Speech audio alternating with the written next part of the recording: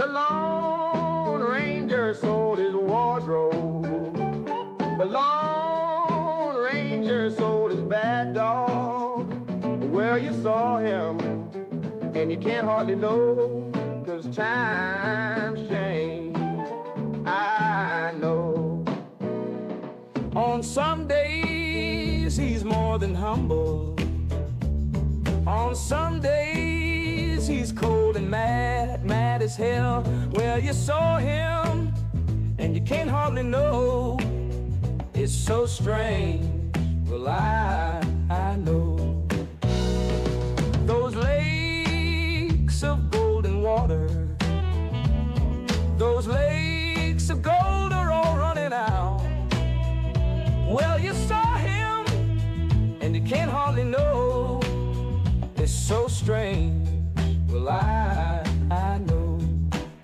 Joy, joy, joy, work, work, work harder, sure as the hours.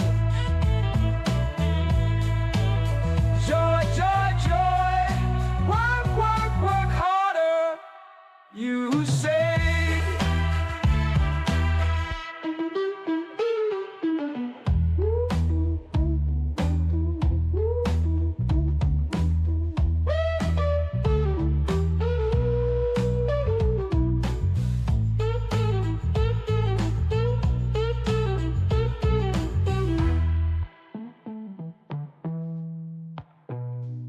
On some days, he's more than humble.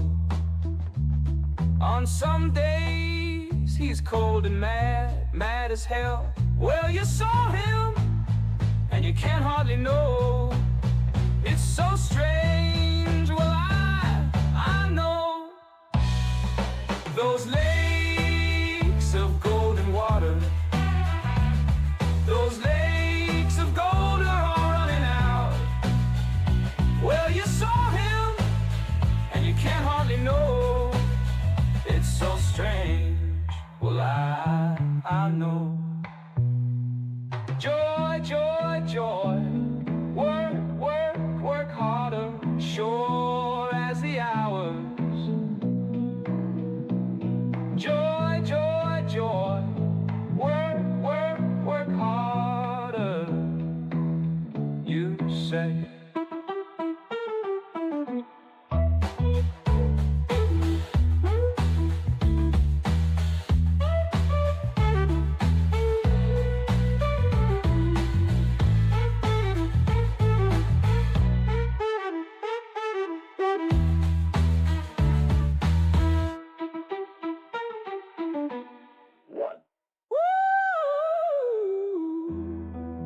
Joy, joy, joy, work, work, work harder, sure as the hour. Joy, joy, joy, work, work, work harder, you say.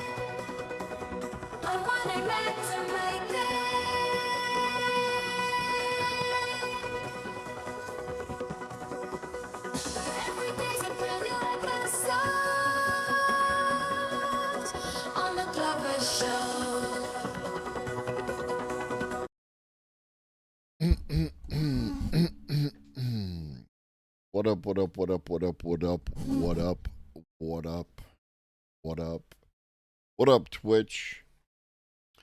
What up, Cosmic? What up, Broral?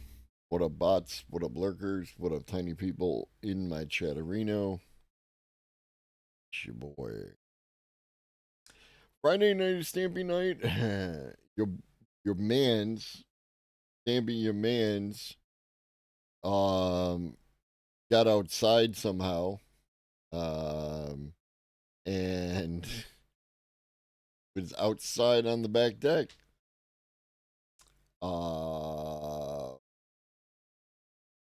Unfortunately for Stampy, it was raining.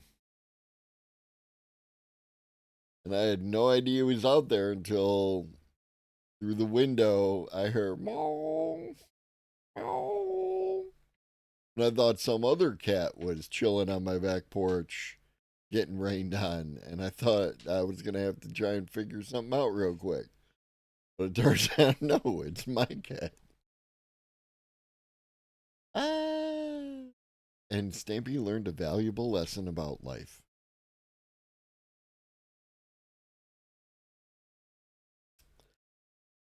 Fun. Wow. Let's see here. Exclamation point mushroom. Please, if you can, download, click the link, download the game, play the game, help me do the thing. What up, Larry? And y'all.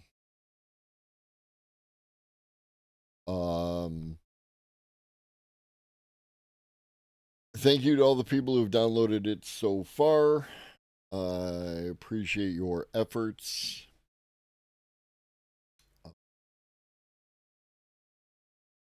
Blibbity, blibbity, blop. I don't have anything else. We might as well get to the thing. Going to do the thing.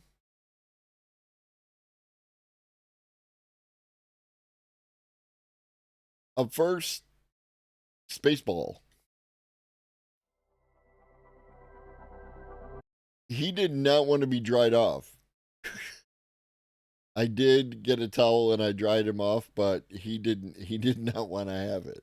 Like, I had to hold him in place. He was trying to run away. Cats, man.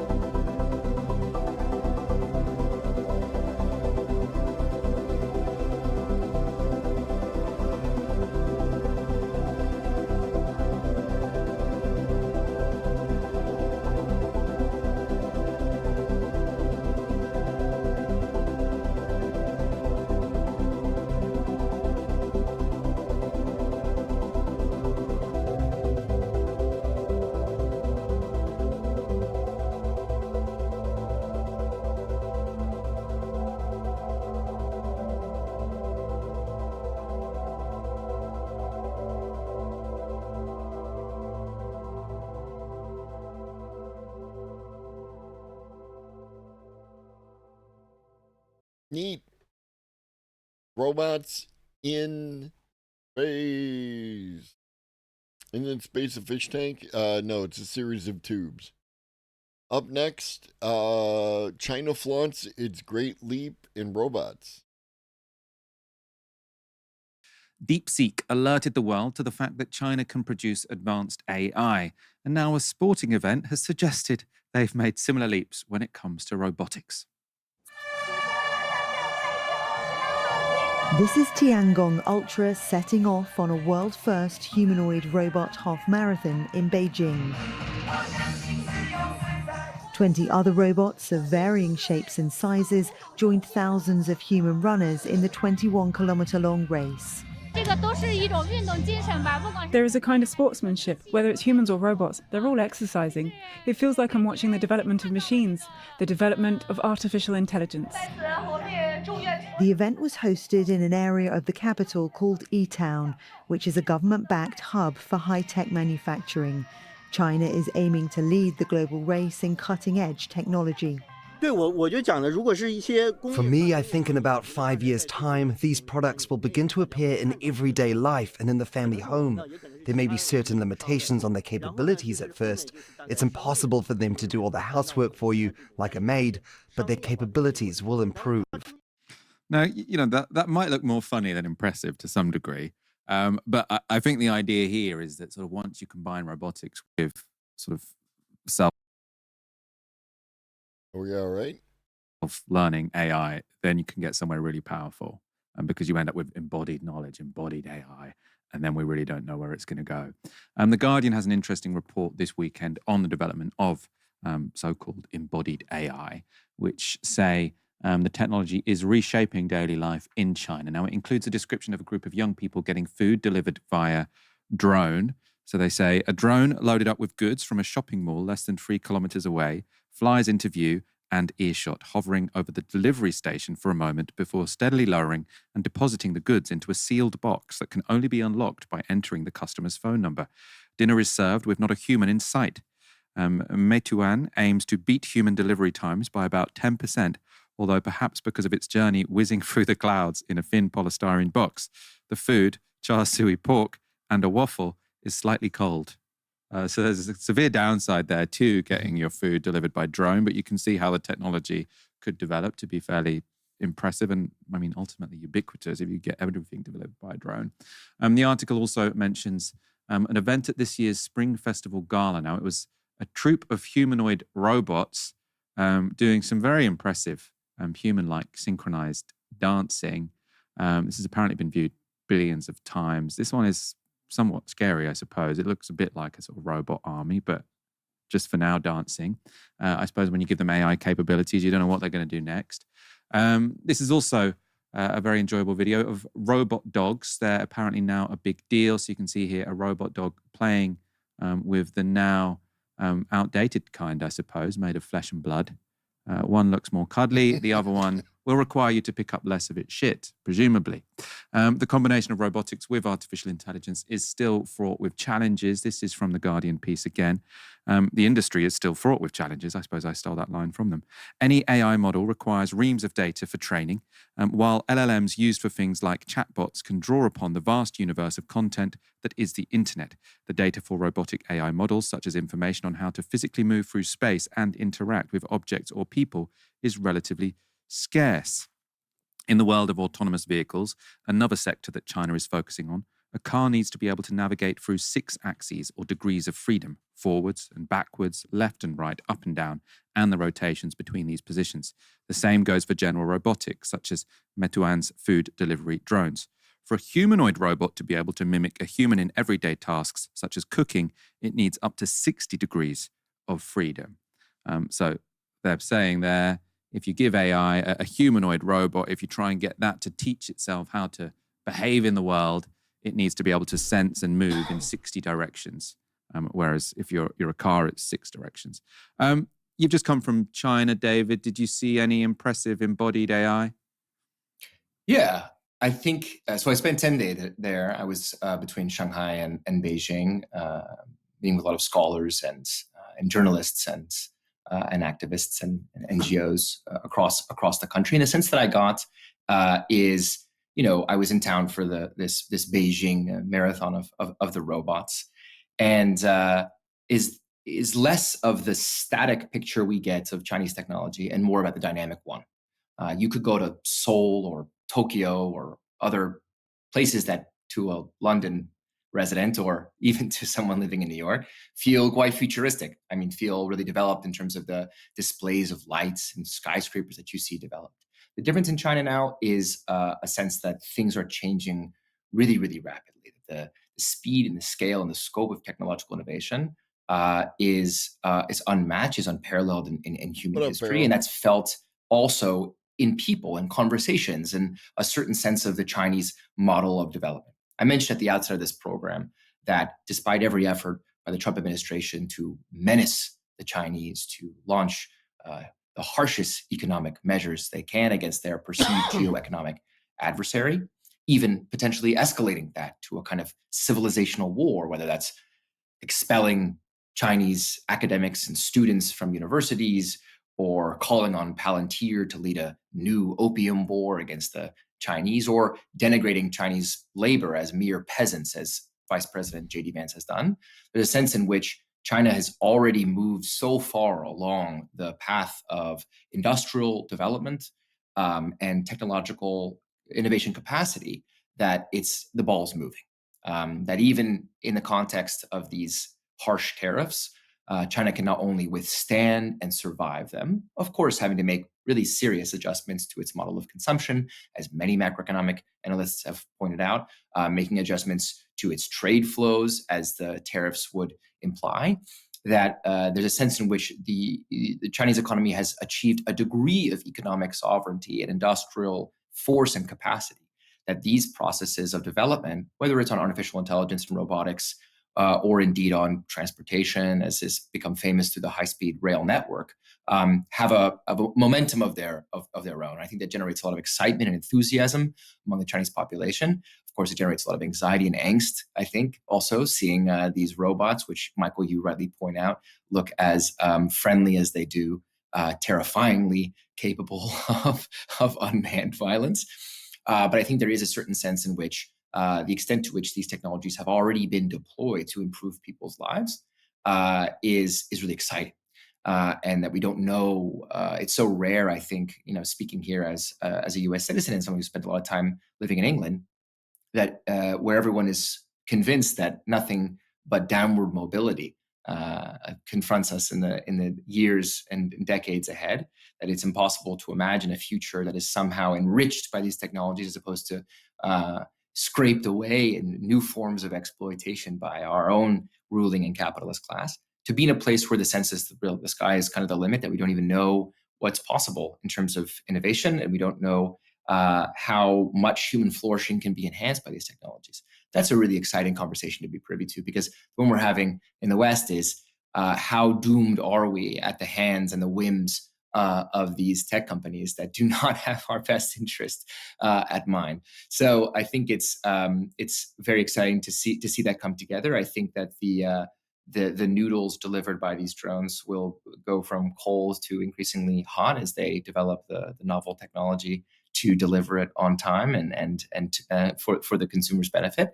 But certainly, really taking seriously that however much we predict a certain doom for the Chinese economy because of its existing model and integration to the world economy, because of its investment in industrial capacity or investment in infrastructure. It always tickles me when people talk about the doom of the Chinese economic model and the doom of the Chinese economy. It sounds an awful lot like the AI bubble bursting, right? Like, I don't think anybody understands what's going on, or at least the people that we're listening to in that regard don't understand what's actually happening.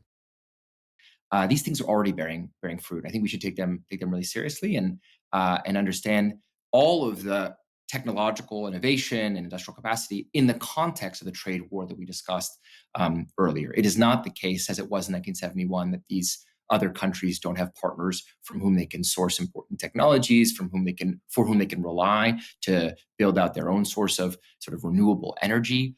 China, we should expect, as patient as they are, not trying to make any sudden moves in this current environment, I think we should expect for a lot of these technologies with enthusiasm to be able to be put at tremendous use and service in terms of the development of the world at large. And that gives me a ray of optimism in a very, very bleak set of circumstances that prevail over the world economy.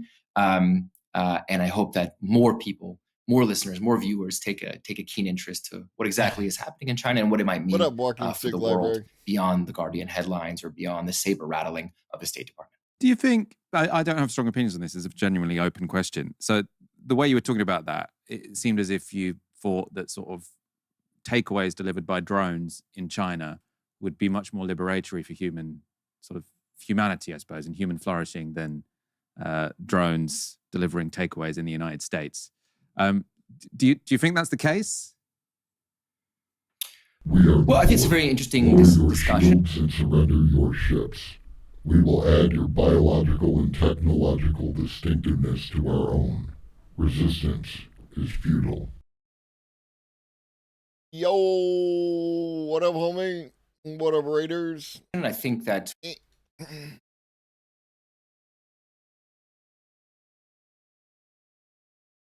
I'm Globus the Elder. I say, just smoke the weed, kids. And I also say stuff about AI, robots, automation, and future tech. If you like either of those things, you should hit the follow button and come and hang out, because it's a good time over here and you'll learn stuff. We're currently watching a Novara Media piece about China and their robots and their AI, and that's pretty much where we're at. And we also watch a robot in space, which was kind of cool. We can go immediately to what would be the consequences of the sort of automation of industry. So let's go back to the Trumpian model that you were highlighting in the segment about the trade war. So there's been a big debate, as many of your viewers and listeners will have seen for themselves, a big debate about the logic or illogic of the Trump trade war, the Trump tariffs, of this articulated vision that the world is ripping off the United States and that we need to bring manufacturing back to the United States. And what's remarkable about that is not the... I hate how I'm running a trade deficit with the local supermarket.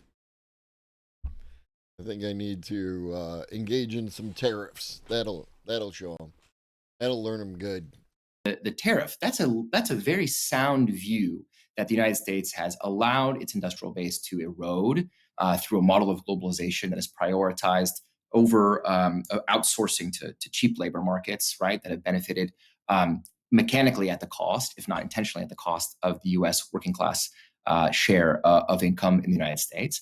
But what's interesting in the United States is there is no industrial policy. There's no policy that can complement these tariffs to actually bring industry, to invest in the country, to build the infrastructure that could actually put people to work, actually have them, do things with their hands, as Trump likes to glorify these old industrial workers.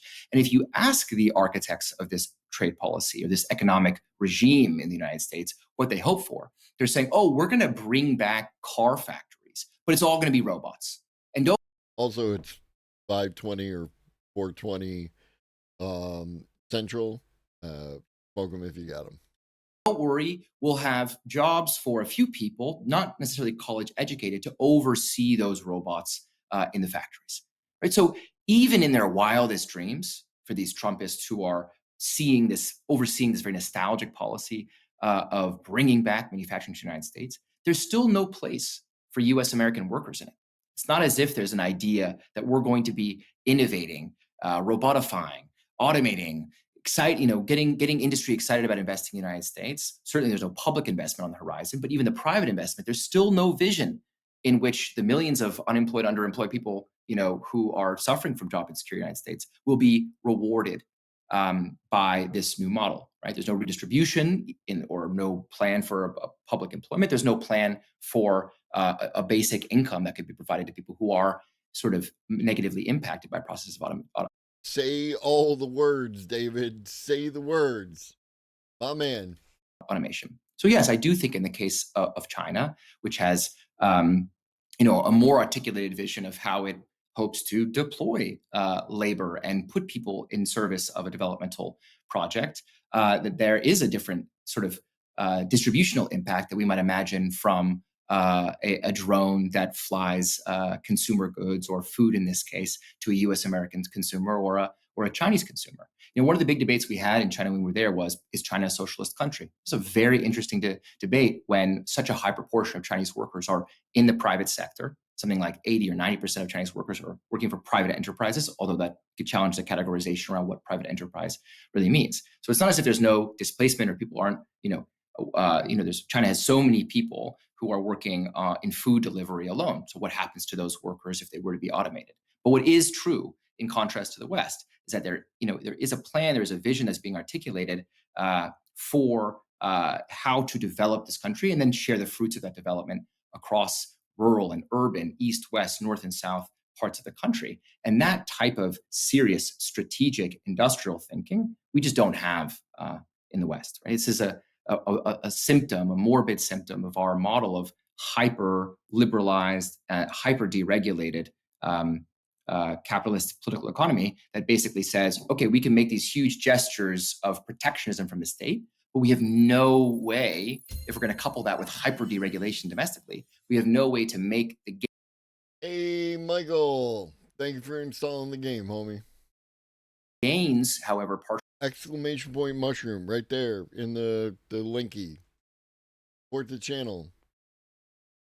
Easy peasy. All you gotta do is play the game. Doesn't cost you any money. It's got a bunch of idle features. They may be from that protectionism actually work at the service of US or UK or European workers.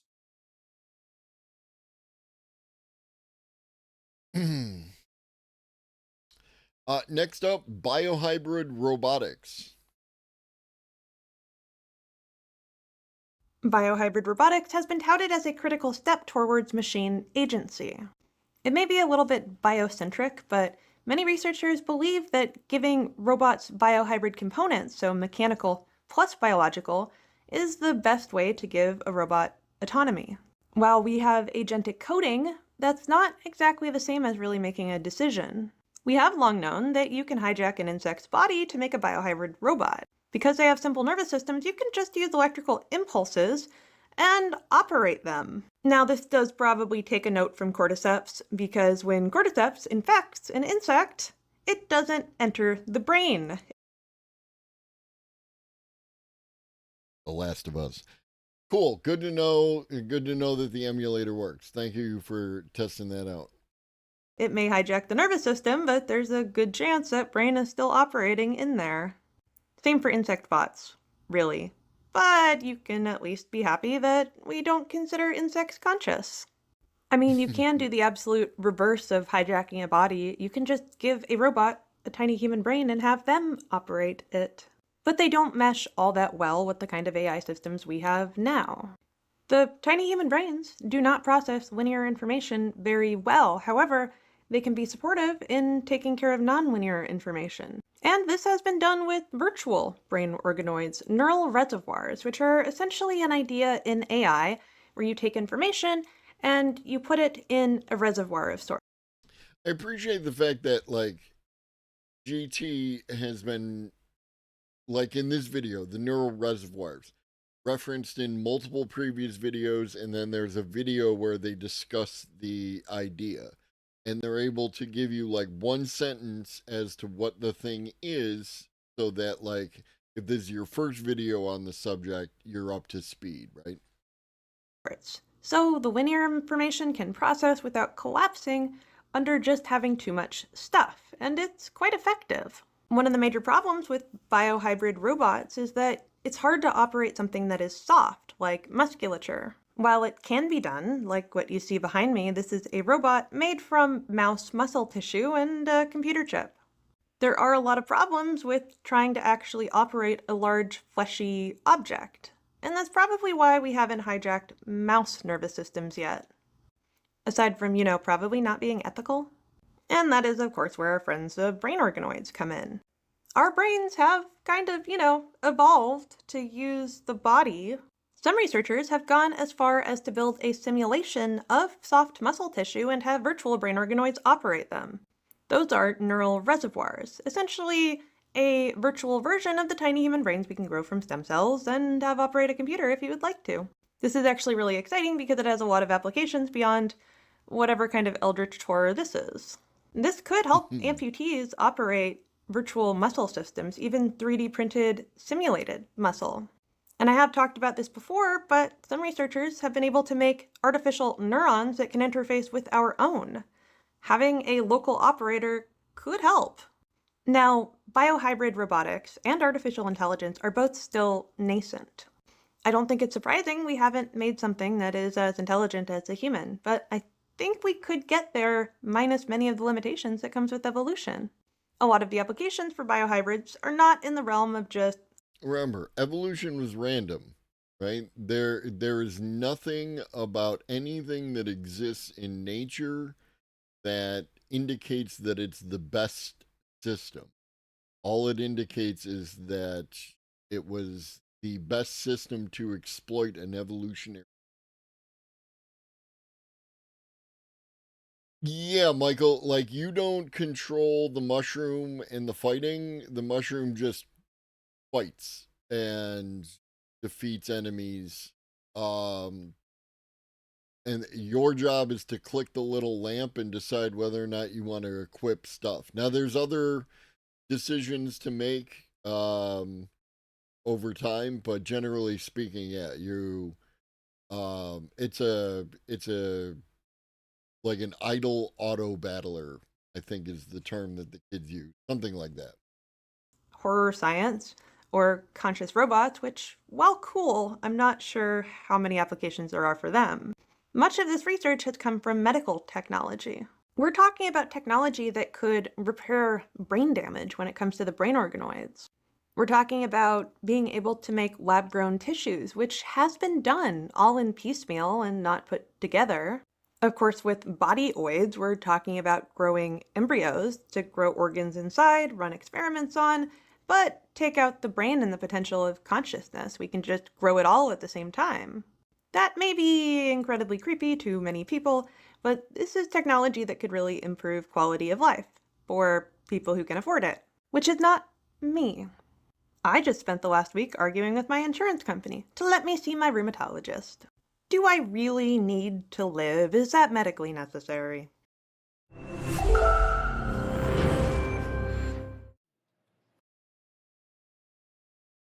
Do you really need to live? I think you do. I think GT does, and I think you do as well. Okay. So somebody decided that this dipshit should be allowed on the TED stage. So here's fucking Palmer Luckey. The AI arsenal that could stop World War III. I want you to imagine something.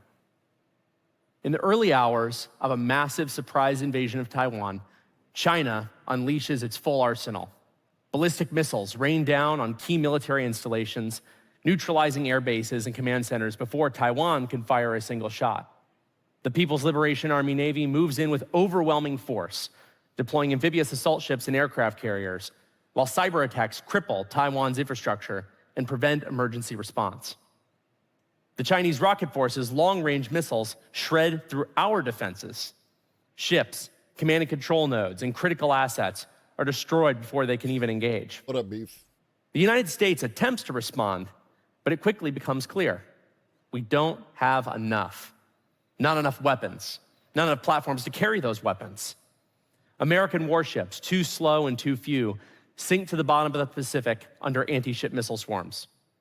Our fighter jets, piloted by brave but outnumbered human pilots are shot down one by one.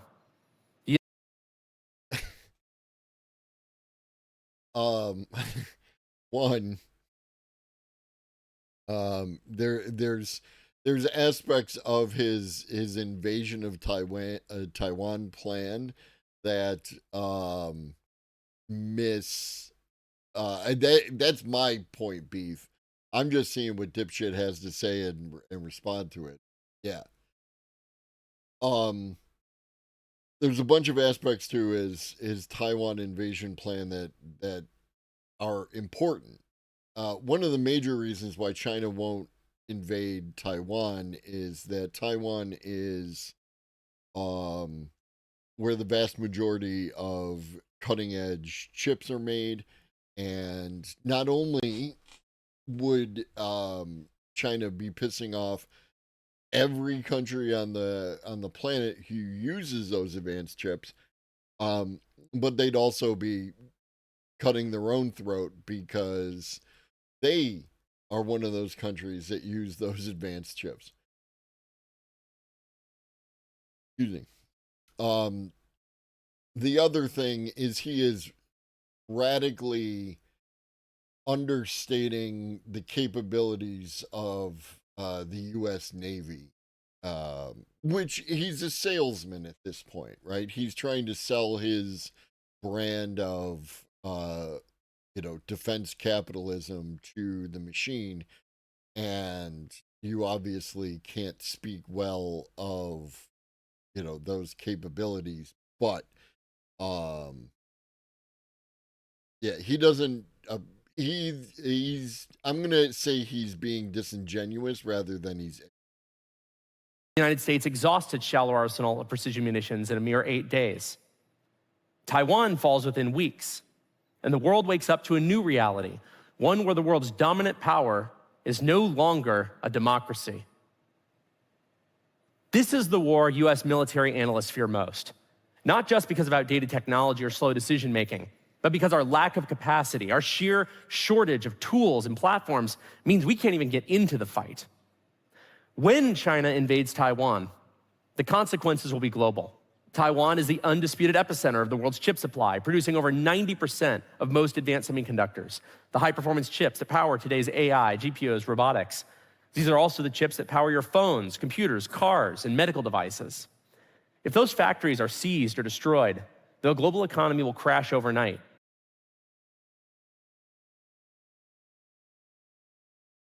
And they won't be seized.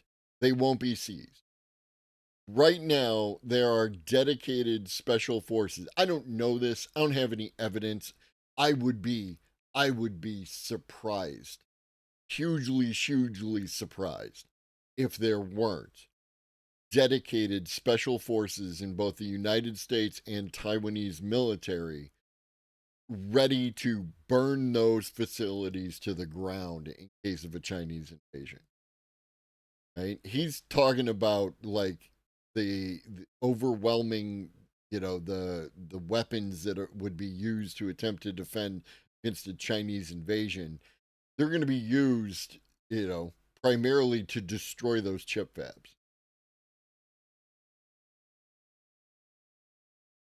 Another reason why the Chinese won't invade Taiwan. Just not going to happen, right? Then the global economy will crash overnight. You know what China is involved in? The global economy. They're a producer nation in the global economy. They are going to want to continue to be that way. Tens of trillions of dollars in losses, supply chains in chaos, the worst economic depression in a century. And the danger is more than economic. It's ideological. China is an autocracy, and a world where China dictates the terms of international order is a world where individual freedoms erode, authoritarianism spreads, and smaller nations are forced into submission. Nobody tell him. And before anyone shrugs this off as the plot of Michael Bay's latest movie, we've seen this film before. Just ask Ukraine. At this point, you might be wondering why a guy in a Hawaiian shirt and flip-flops is up here talking about potential World War III. My name is Palmer Luckey. I'm an inventor and an entrepreneur. When I was 19 years old, I founded Oculus VR while I was living in a camper trailer and then brought virtual reality to the masses. Years later, I was fired from Facebook after donating $9,000 to the wrong political candidate, and that left me with a choice: either fade into irrelevance and islands, or build something that actually mattered. I wanted to solve a problem that was being ignored, one that would shape the future of this country and the world.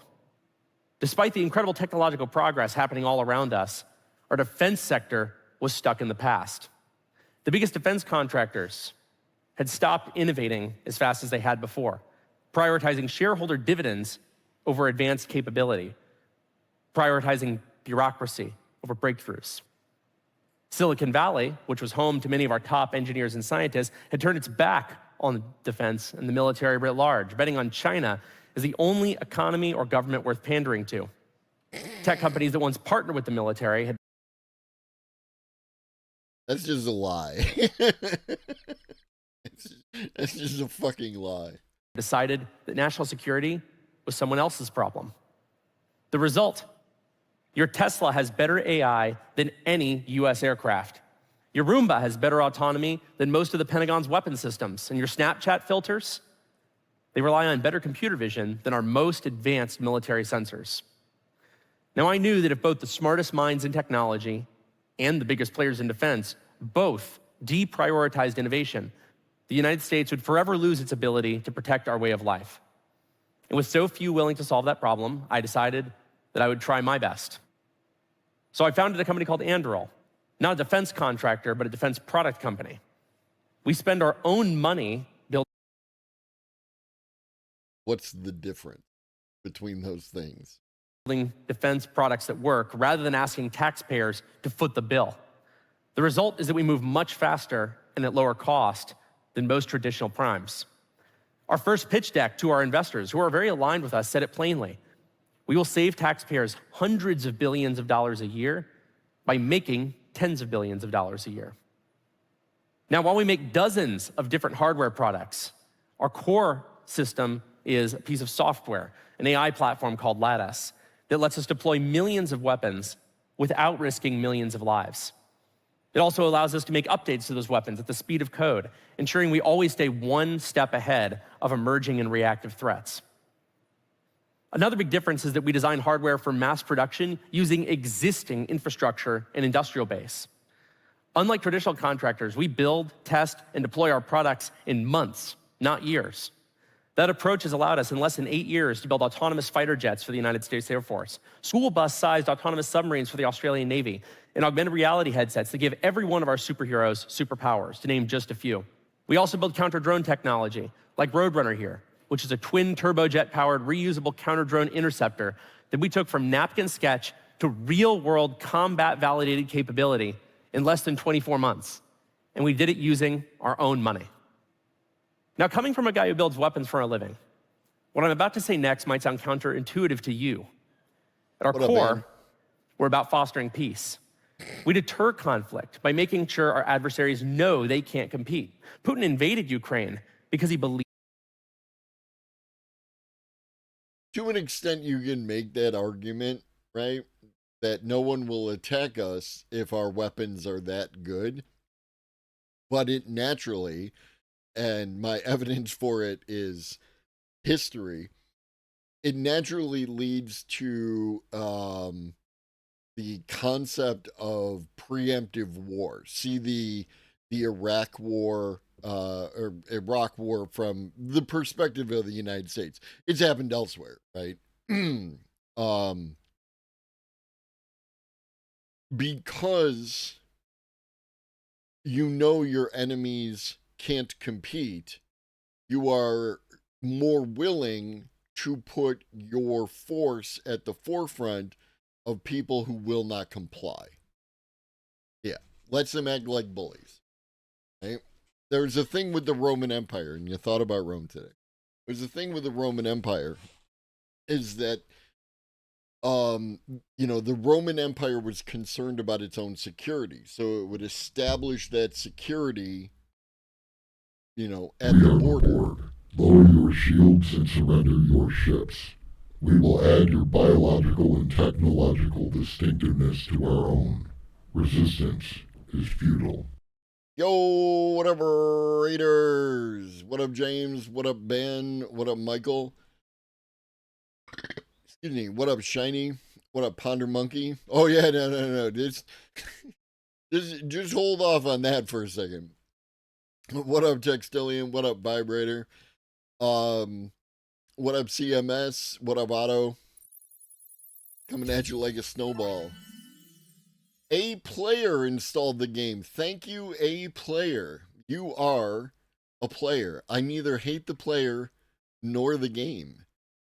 Then you arrived at the perfect time, James. What up, Holiday? What up, Cicero? This is Palmer Luckey. Palmer Luckey is the worst combination of automation, AI, and peace through strength.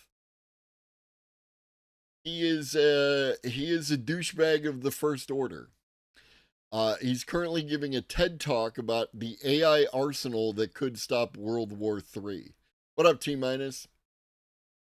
The point that I was just about to make about Rome is Textilian, I don't know, and that would be worse, I guess. My circuitry's 12 years out of date. I can't keep up with today's high-speed, top-of-the-line kids. What up, Barkeeter J? What up, Interbean? Thank you, James, for gifting one out to Cicero. That's a beautiful thing. Oh, 101 gift subs in the channel. It's a thing of beauty. The helmet guy. Palmer Luckey once invented a VR system. He invented the Oculus, and good on him, right? He invented the Oculus. That was kind of cool. But he also invented a version of the Oculus that you can use to play a version of Sword Art Online, and if you lose the game, you die. Chose not to play it himself. It's an art project. Hi, Stampy. You want to say hi to chat or no? Anyways, the point I was saying about Rome is the thing about security, right, is that you get to the border and you establish security, and then you realize that the next problem to your security is on the other side of the border.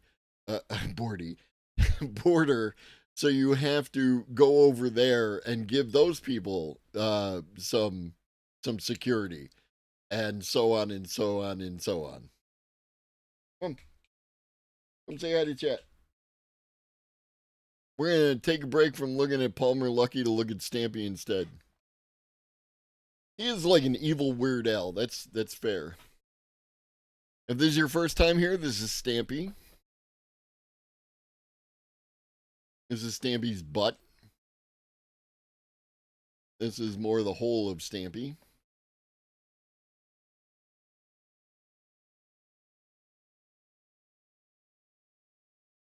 Stampy is a chunky boy. He weighs about 1,000 pounds, but he's not fat. It's all muscle.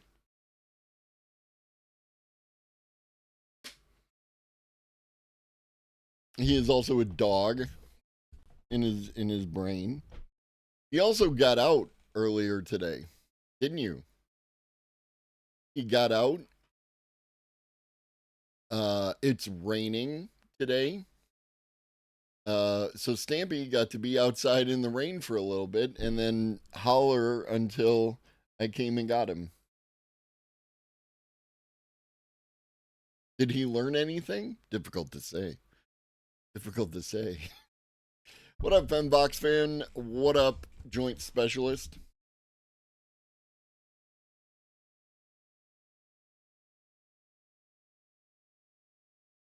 And no. You want to jump in the lap? Just want attention for the rescue from the Skywater?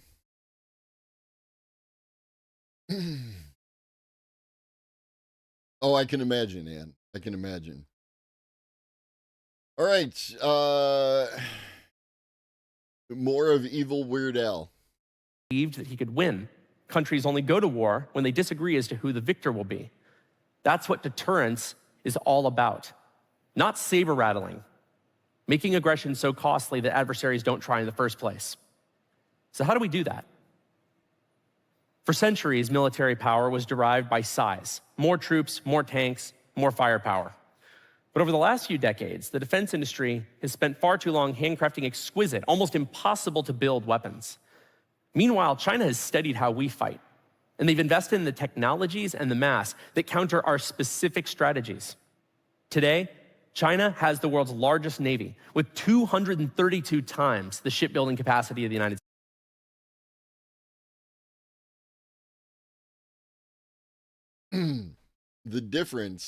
The difference between these navies, the United States Navy, it does say Army, but leaving that aside, doesn't it give you a lot of faith that the man who wants to have an AI system to defend our country can't even proofread his PowerPoint correctly? But maybe he's also referring to the army. China could very well have the world's largest army. However, China's navy, like this little thing up there, you know why China has so many more boats than the United States does?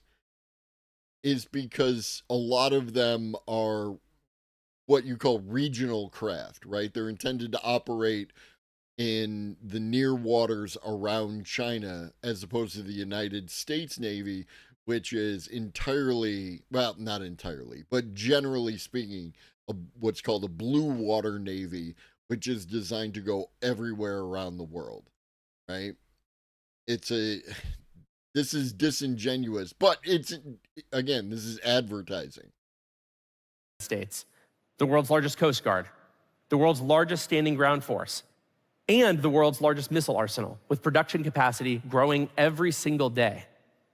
We'll never meet China's numerical advantage through traditional means, nor should we try. What we need isn't more of these same systems. We need fundamentally different capabilities. We need autonomous systems that can augment our existing manned fleets. We need intelligent platforms that can operate in contested environments where human-piloted systems simply cannot. We need weapons that can be produced at scale, deployed rapidly. This cartoon here, oh, you shouldn't like this guy, could you? What up, could you?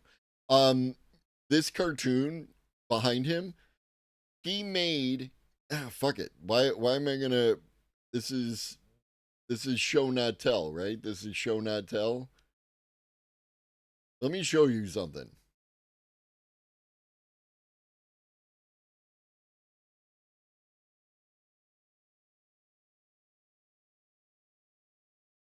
First of all, names his company Anduril after the sword, the Flame of the West.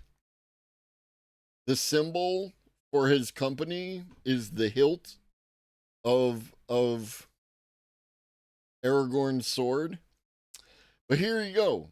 Introducing Barracuda M family of cruise missiles.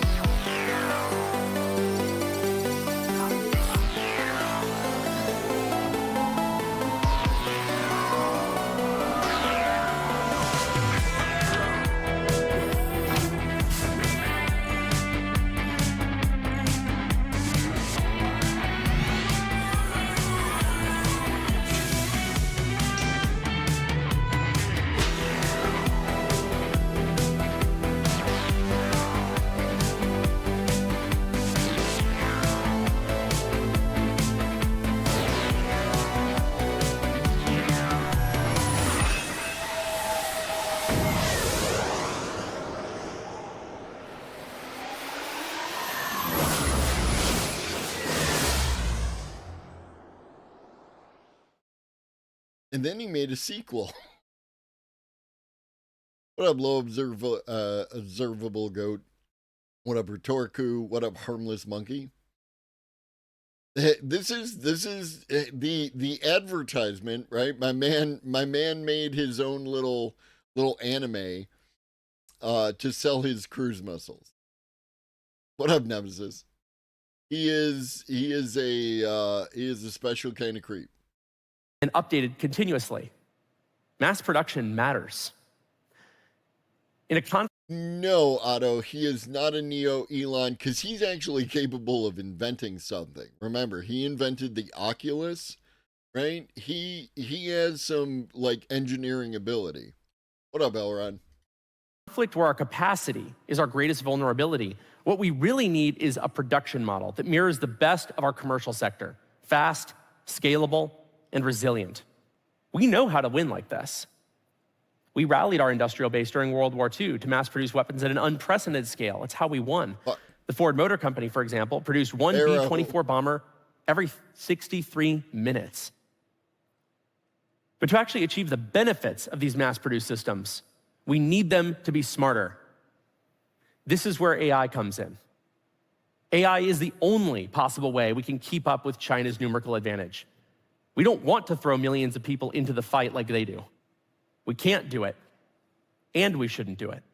What up, Michael? Yes. AI software allows us to build a different kind of force, one that isn't limited by cost or complexity or population or manpower, but instead by adaptability, scale, and speed of manufacturing.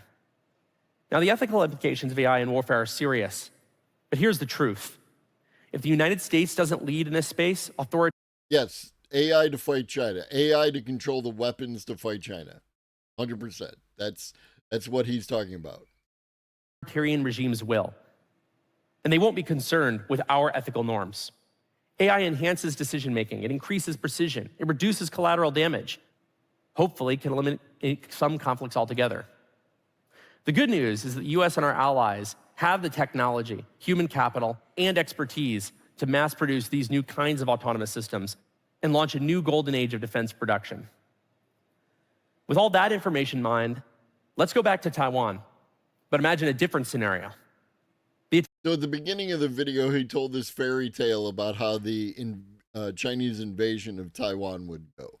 And now he's going to tell us a different story where his AI weapons magically prevent any of that from happening. Yes, rhetoric coup. Very, very good.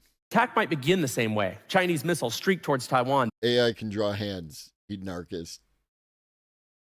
But this time, the response is instant. A fleet of AI-driven autonomous drones, already stationed in the region by allies, launched... Michael, remember, all states are bastards. No states are your friend. All states are bastards. Includes your favorite one. If you think a particular state has the best interest of people at heart, that's not how states work. Right? States have their own interest at heart. They will do what is good for the state. They will preserve the state at the expense of the individual every single time. Within seconds. Swarming together in coordinated attacks, they intercept incoming Chinese bombers and cruise missiles before they ever reach Taiwan. In the Pacific, a distributed force of unmanned submarines, stealthy drone warships, and autonomous aircraft that work alongside manned systems strike from unpredictable locations. What up, Koshka? Yeah, well, there's a lot going on. Our AI-piloted fighter swarms engage Chinese aircraft in dogfights, responding faster than any human possibly could. On the ground, robotic sentries and AI-assisted long-range fires halt China's amphibious assault before a single Chinese boot reaches Taiwan shores. By deploying autonomous systems at scale, this type of autonomous system, we prove to our adversaries that we have the capacity to win. That is how we reclaim our deterrence. To do so, we just have to stand with our allies across the world, united by the shared values and common resolve that we've shared for the better part of a century. Our defenders, the men and the women who volunteer to risk our lives, deserve... It's okay, right? It's okay. And like from the point of view of one government, you know, doing government shit, another government might look appealing. But we should always, always, always be able to critique and and denounce the actions of any state, anywhere, anytime, regardless of the current state of our state or, anything else. A human rights violation is a human rights violation no matter where it occurs. And I will have no one telling me that I can't denounce a human rights violation just because the United States is bad also or worse also in a particular area. Human rights violations are bad wherever they occur. Technology that makes them stronger, faster, and safer. Anything less is a betrayal, because that technology is available today. This is how we prevent a repeat of Pearl Harbor. We could be the second greatest generation by rethinking warfare altogether. Thank you.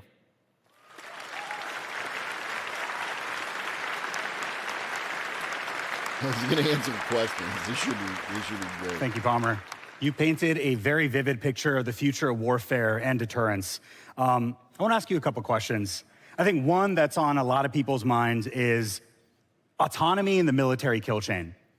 With the rise of AI, are we contending with fundamentally a new set of questions here? Because some advocate that we shouldn't build autonomous systems or killer robots at all. What's your take on that? I love killer robots.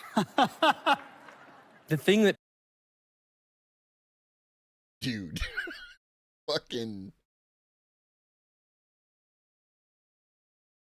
Do you remember there used to be a fucking time where it was against protocol to be a sociopath in public? People have to remember is that this idea of humans building tools that divorce the design of the tool from when the decision is made to enact violence. This guy is not coherent. What is going on? True. Something new. We've been doing it for thousands of years. Pit traps, spike traps, of a huge variety of weapons, even into the modern era. Think about anti-ship mines. Totally. Even purely defensive tools. A harmless monkey, there are some of us.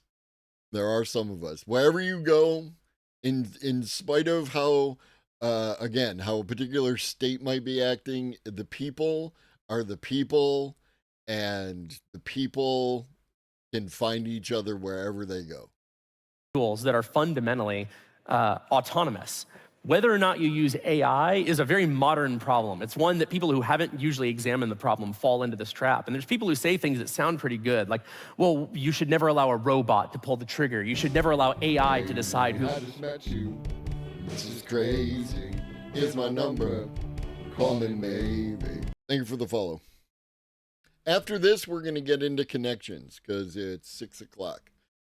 So, for those of you who are experiencing terror and existential dread, we're going to have a nice conversation with We're going to watch a nice video of James Burke telling us how the world is actually wonderful. Lives and who dies. I look at it in a different way. I think that the ethics of warfare are so fraught and the decisions so difficult that to artificially box yourself in and refuse to use sets of technology that could lead to better results is an abdication of responsibility. There's no moral high ground in saying, I refuse to use AI because I don't want minds to be able to tell the difference between a school bus full of children and Russian armor. Shut the fuck up, dude. Shut the fuck up. Shut the fuck up. That's not what we're talking about. It's not what anybody's talking about. That's not the reason why autonomous weapons are morally questionable at best. At best. It's just, and there's 1,000 problems like this. The right way to look at this is problem by problem. James Burke, yep. Is this ethical? Are people taking responsibility for this use of force? It's not to write off an entire category of technology and in doing so tie our hands behind our backs and hope we can still win. I can't abide by that.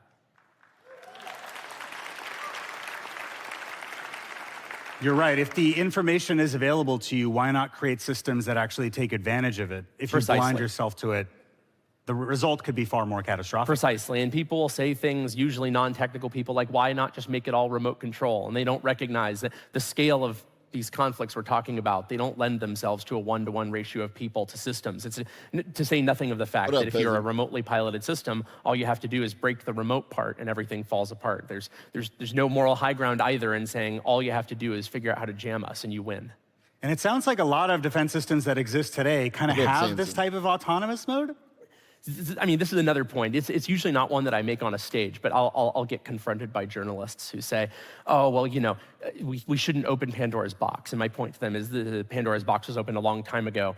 Anti-radiation missiles that seek out surface-to-air missile launchers, we've been using them since pre-Vietnam era. Our destroyers, Aegis systems, are capable of locking on and firing on targets totally autonomously. Almost all of our ships are protected by close-in weapon systems that shoot down incoming mortars, incoming missiles, incoming drones. I mean, like we've been in this world of systems that act out our will autonomously for decades. And so the point I would make to people is you're not asking to not open Pandora's box. You're asking to shove it back in and close it again.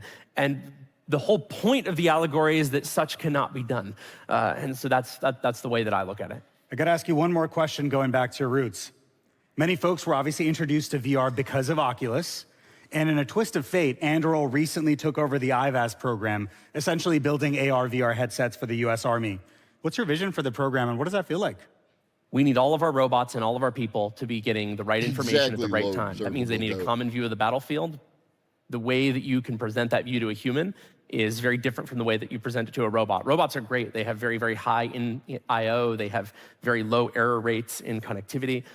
People, we have to try to figure out how to strap stuff onto our appendages, like our hands and our eyes and our ears, and present information in a way that allows us to collaboratively work with these types of tools. So superhuman vision augmentation systems like better night vision, thermal vision, ultraviolet vision, hyperspectral vision, those are the things that people focus on when they look at IVAS.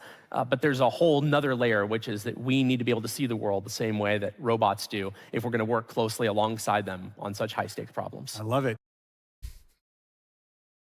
It's not a war. It's not a war. It's just a high-stakes problem. All right. Breathe. Smoke them if you got them. Connections. Connections to episode 19, Better Than the Real Thing.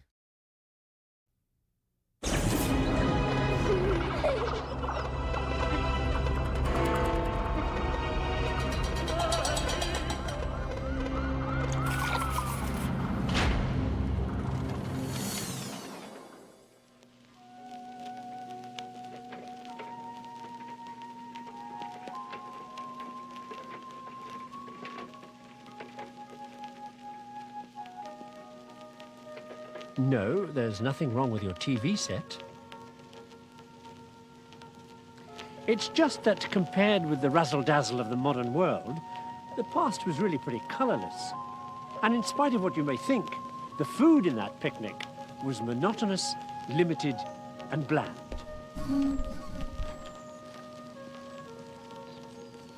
So it's odd that ad men today tend to sell consumables like this, with images of the past like this.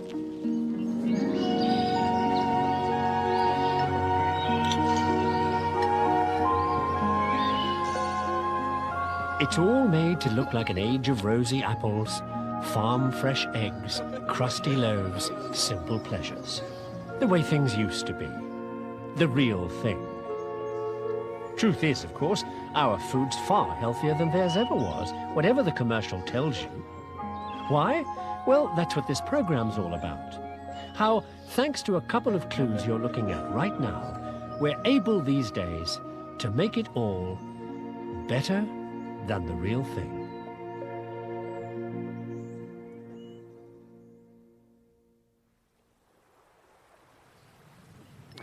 I suppose if the naughty 90s, the 1890s that is, really were naughty, one of the reasons was this piece of immoral technology.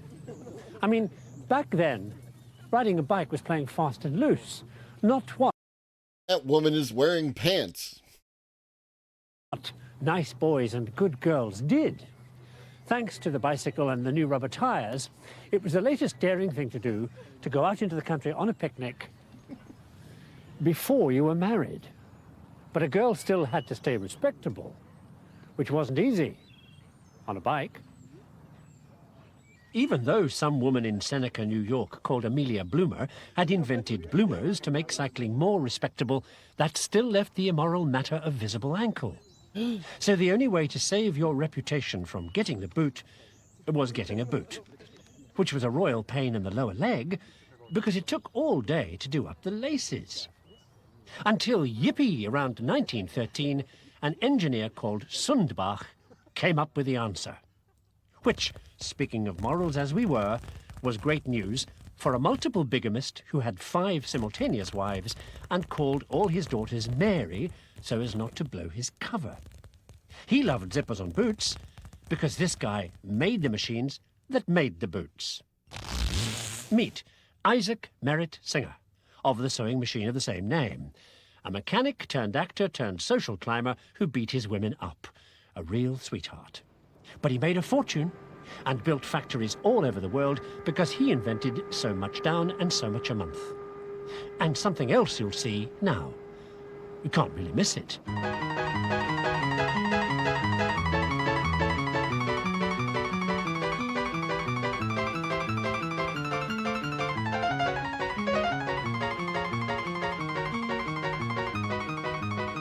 Okay, you get the point.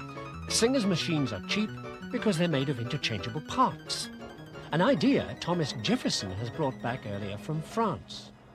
Well, he's also had this row with a French scientist called Buffon, who's written a book about, well, let's say, everything since creation. Buffon's book contains a vitriolic attack on America, which he's never been to. According to Buffon, everything in America is retarded because it's so cold, and degenerate American life forms are inferior to the French. Knocking America becomes popular with other French scientists who've never been there either, and who invent 37-pound Louisiana frogs, and everything American having syphilis. But what riles Jefferson most... God damn.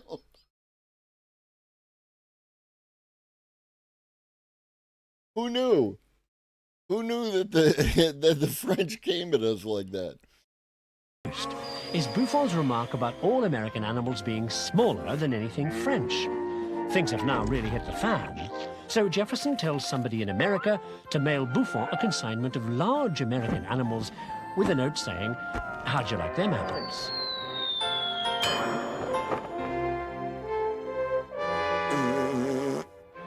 The Americans make their point.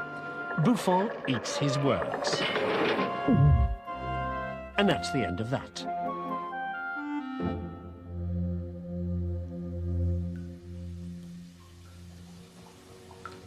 Jefferson and Buffon and everybody else. Who said it?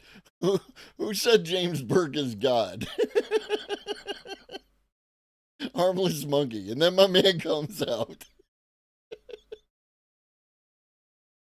Back then, before Darwin, we're all deeply into something known as the Great Chain of Being.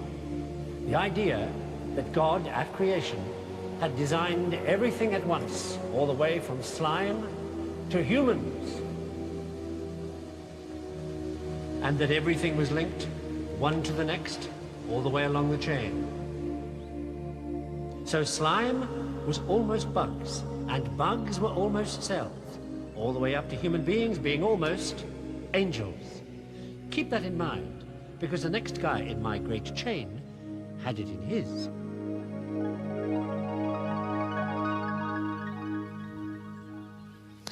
He was a German genius, diplomat, librarian, and mathematical whiz called Leibniz.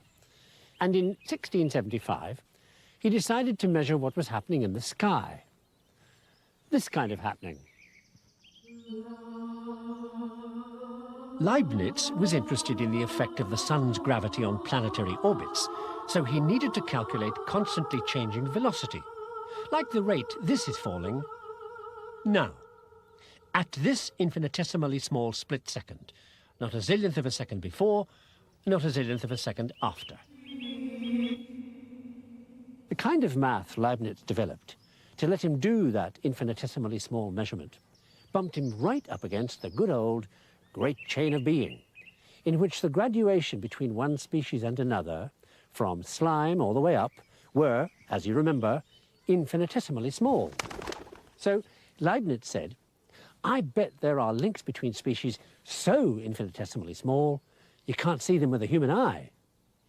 And like all those hotshots you love to hate because they always win their bets, he only said that because he had seen them. 300 letters written by a Dutch shop assistant and microscope freak called Leeuwenhoek to this pompous lot of old twits in the English Royal Society. The letters are all about what Leeuwenhoek has seen through his new microscope, teeny-weeny animals. Shocking thing is, Leeuwenhoek says he's seen them everywhere, even, gulp, inside people.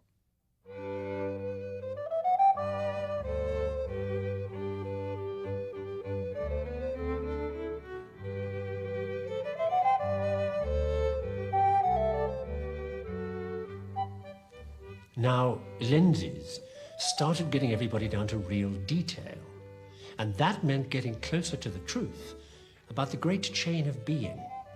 Lenses were obviously going to reveal the secret of the universe. This chap was already on the case, finding out that the funny bits sticking out of Saturn were actually the planet's rings.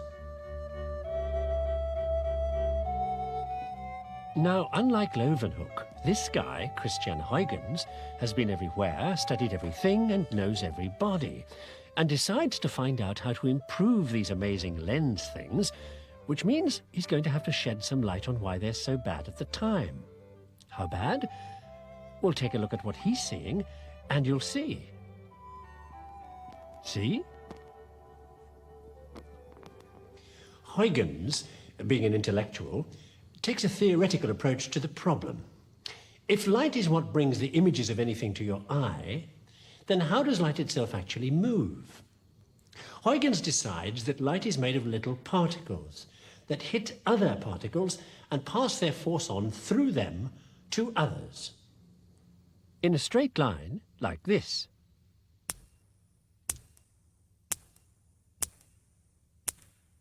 Except for some strange reason when light goes through a crystal called Icelandic spar, which splits the light ray in two. One refraction, the other, dunno. What Huygens doesn't know, because nobody knows, is that it's polarized light, which is as good a reason as any to head for Scotland. There you go, Pharaoh. Just when in doubt, any good reason to head to Scotland.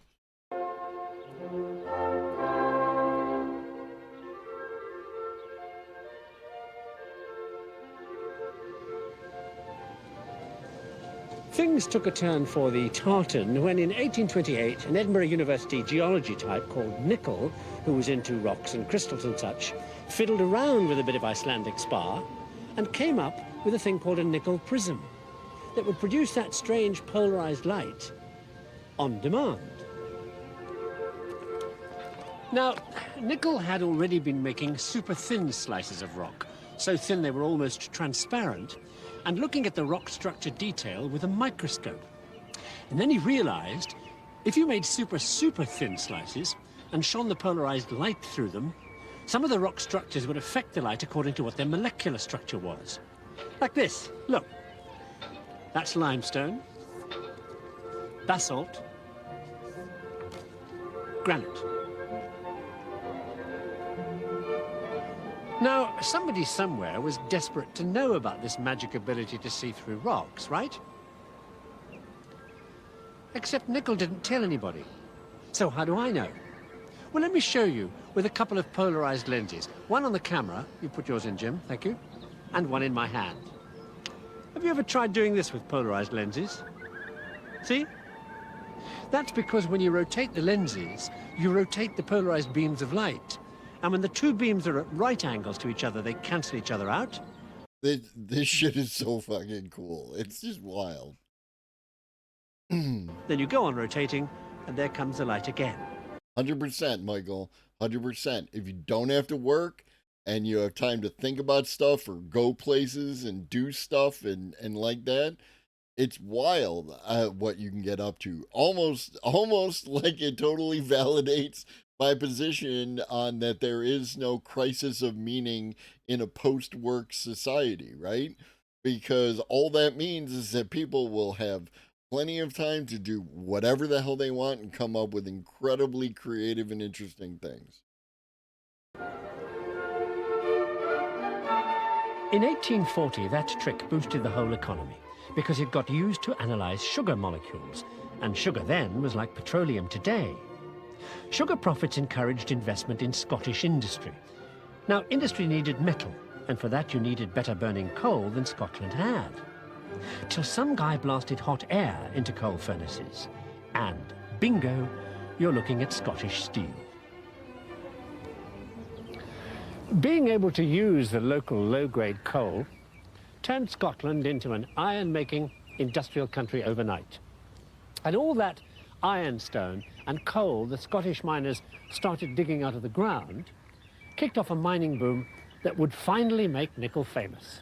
What up, Brecken? Well, kind of. See, this fellow called Witham had met Nickel at Edinburgh University, and That's Nickel wild. had told him all about those super thin rock slices, remember? Now, the rock... The Firth of Forth, which is one of my favorite fucking... I love y'all got shit over there like the Isle of Man and the Firth of Forth. It's awesome. that turned Witham on, these are funny people, was coal, and especially the fossilized vegetables that the Scottish miners had started discovering in the coal seams. So Witham, what else, started slicing. No. Not Isle of Men, Isle of Man. Apparently, like, there's one. And the flag that they got, it's 3 legs in like a triangle shape. It's wild. I'm sure it means something.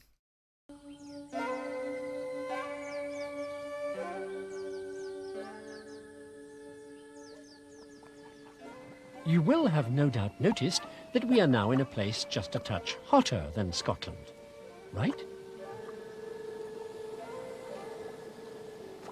It's Indonesia, actually, because this is where the story takes us in a minute.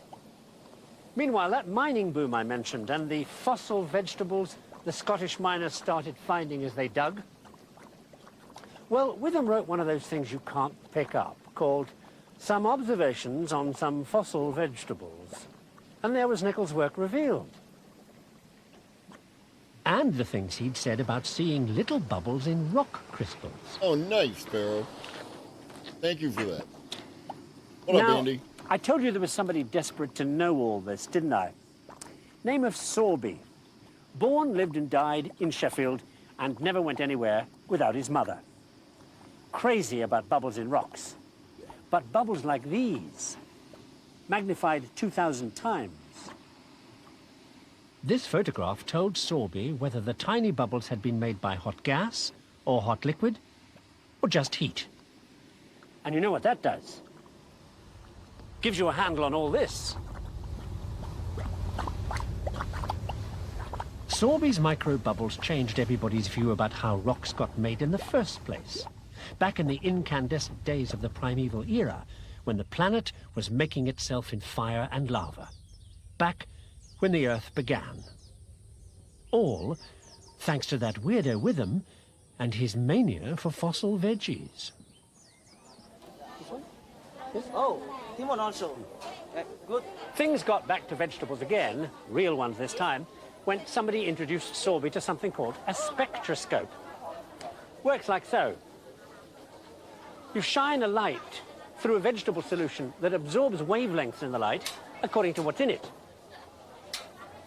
Then you shine that light through a prism and you get the familiar spectrum, but with black lines at the wavelengths of the light that have been absorbed by the stuff in the solution. So now you know what the stuff in the solution is. Good, thanks, great. By 1867, Sorby was doing that solution trick with boiled up autumn leaves to see if he could find out what caused them to change colour in autumn. Turned out to be a chemical you only see in autumn when the green chlorophyll disintegrates, called carotene, which is what gives plants their red, orange, yellow colours.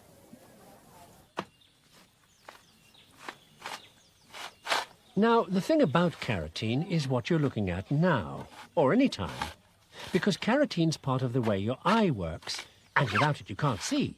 Well, you can't see at certain times of day, or in certain circumstances which you can guess we are now approaching. Watch what happens when you go from light to dark, like this.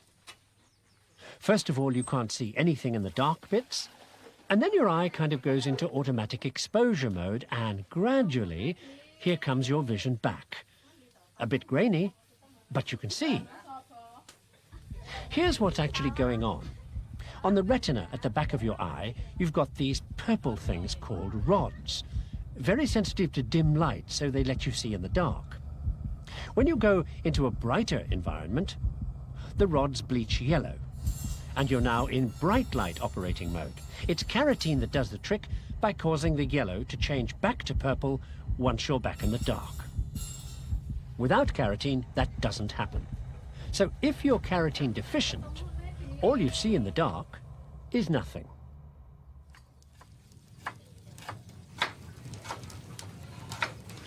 Which leads me to Indonesia's greatest gustatory delight, nasi goreng, which brings together chicken and rice, which is what I'm also about to do.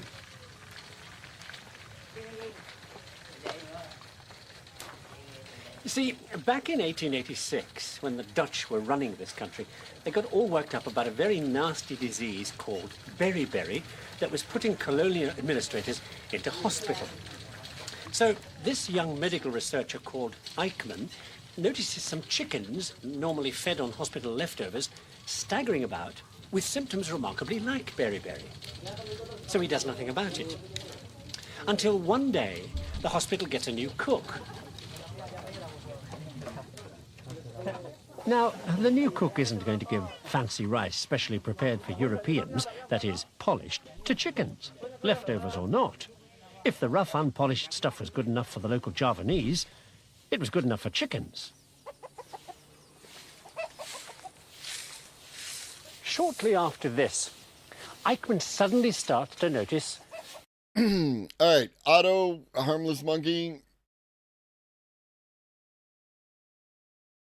Let's bring it up. You can totally just not talk to each other. Chickens that aren't looking foul anymore. These birds are looking healthy. Takes a closer look at the problem and discovers it's the rice. Once the chickens had switched from polished rice to unpolished rice, they'd completely recovered from bird beriberi and become once again well enough to turn into nasi goreng.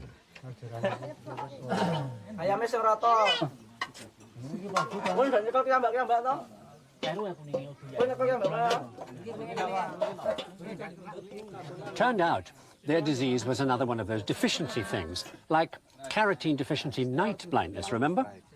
Without something in the hulls of the rice, which was missing when you polished the rice, the chicken got beriberi. But what was the missing something? In 1917, the whole thing hit the front page.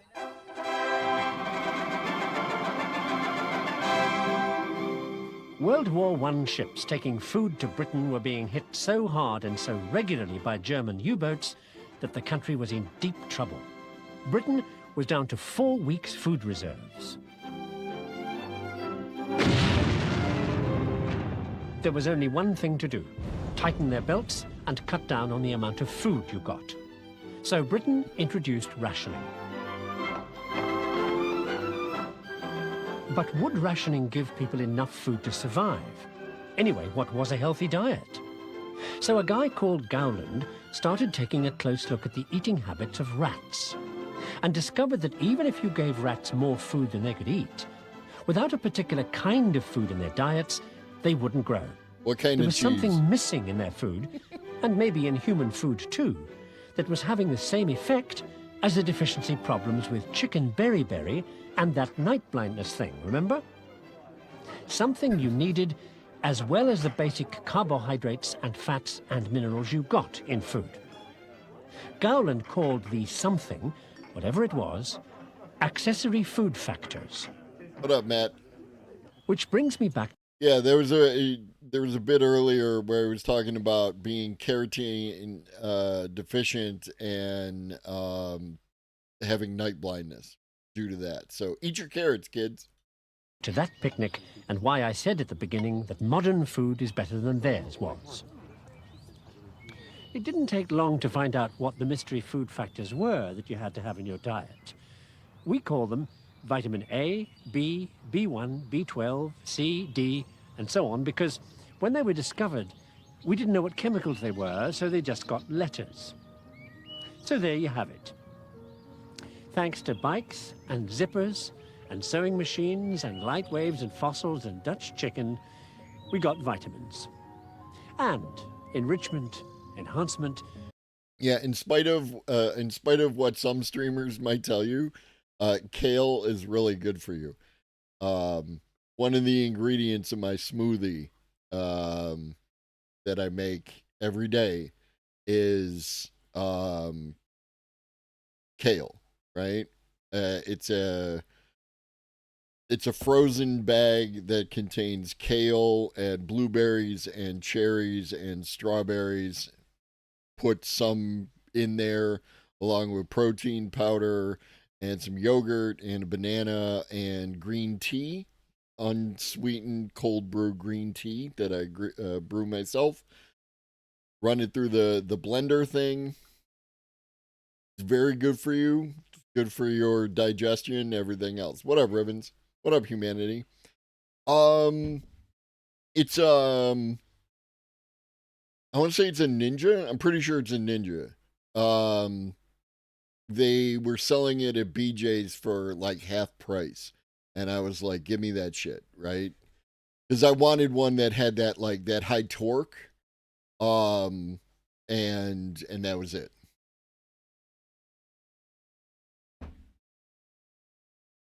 And all those other names we give it when the food's better than the real thing.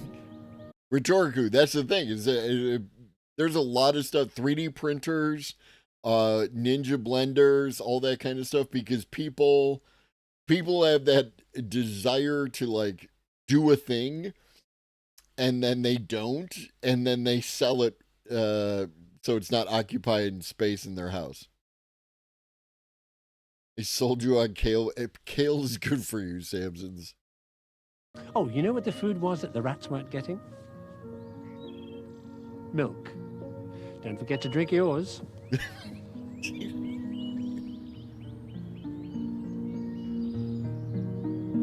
I mean, there's that too, Matt. There's that too. Oh.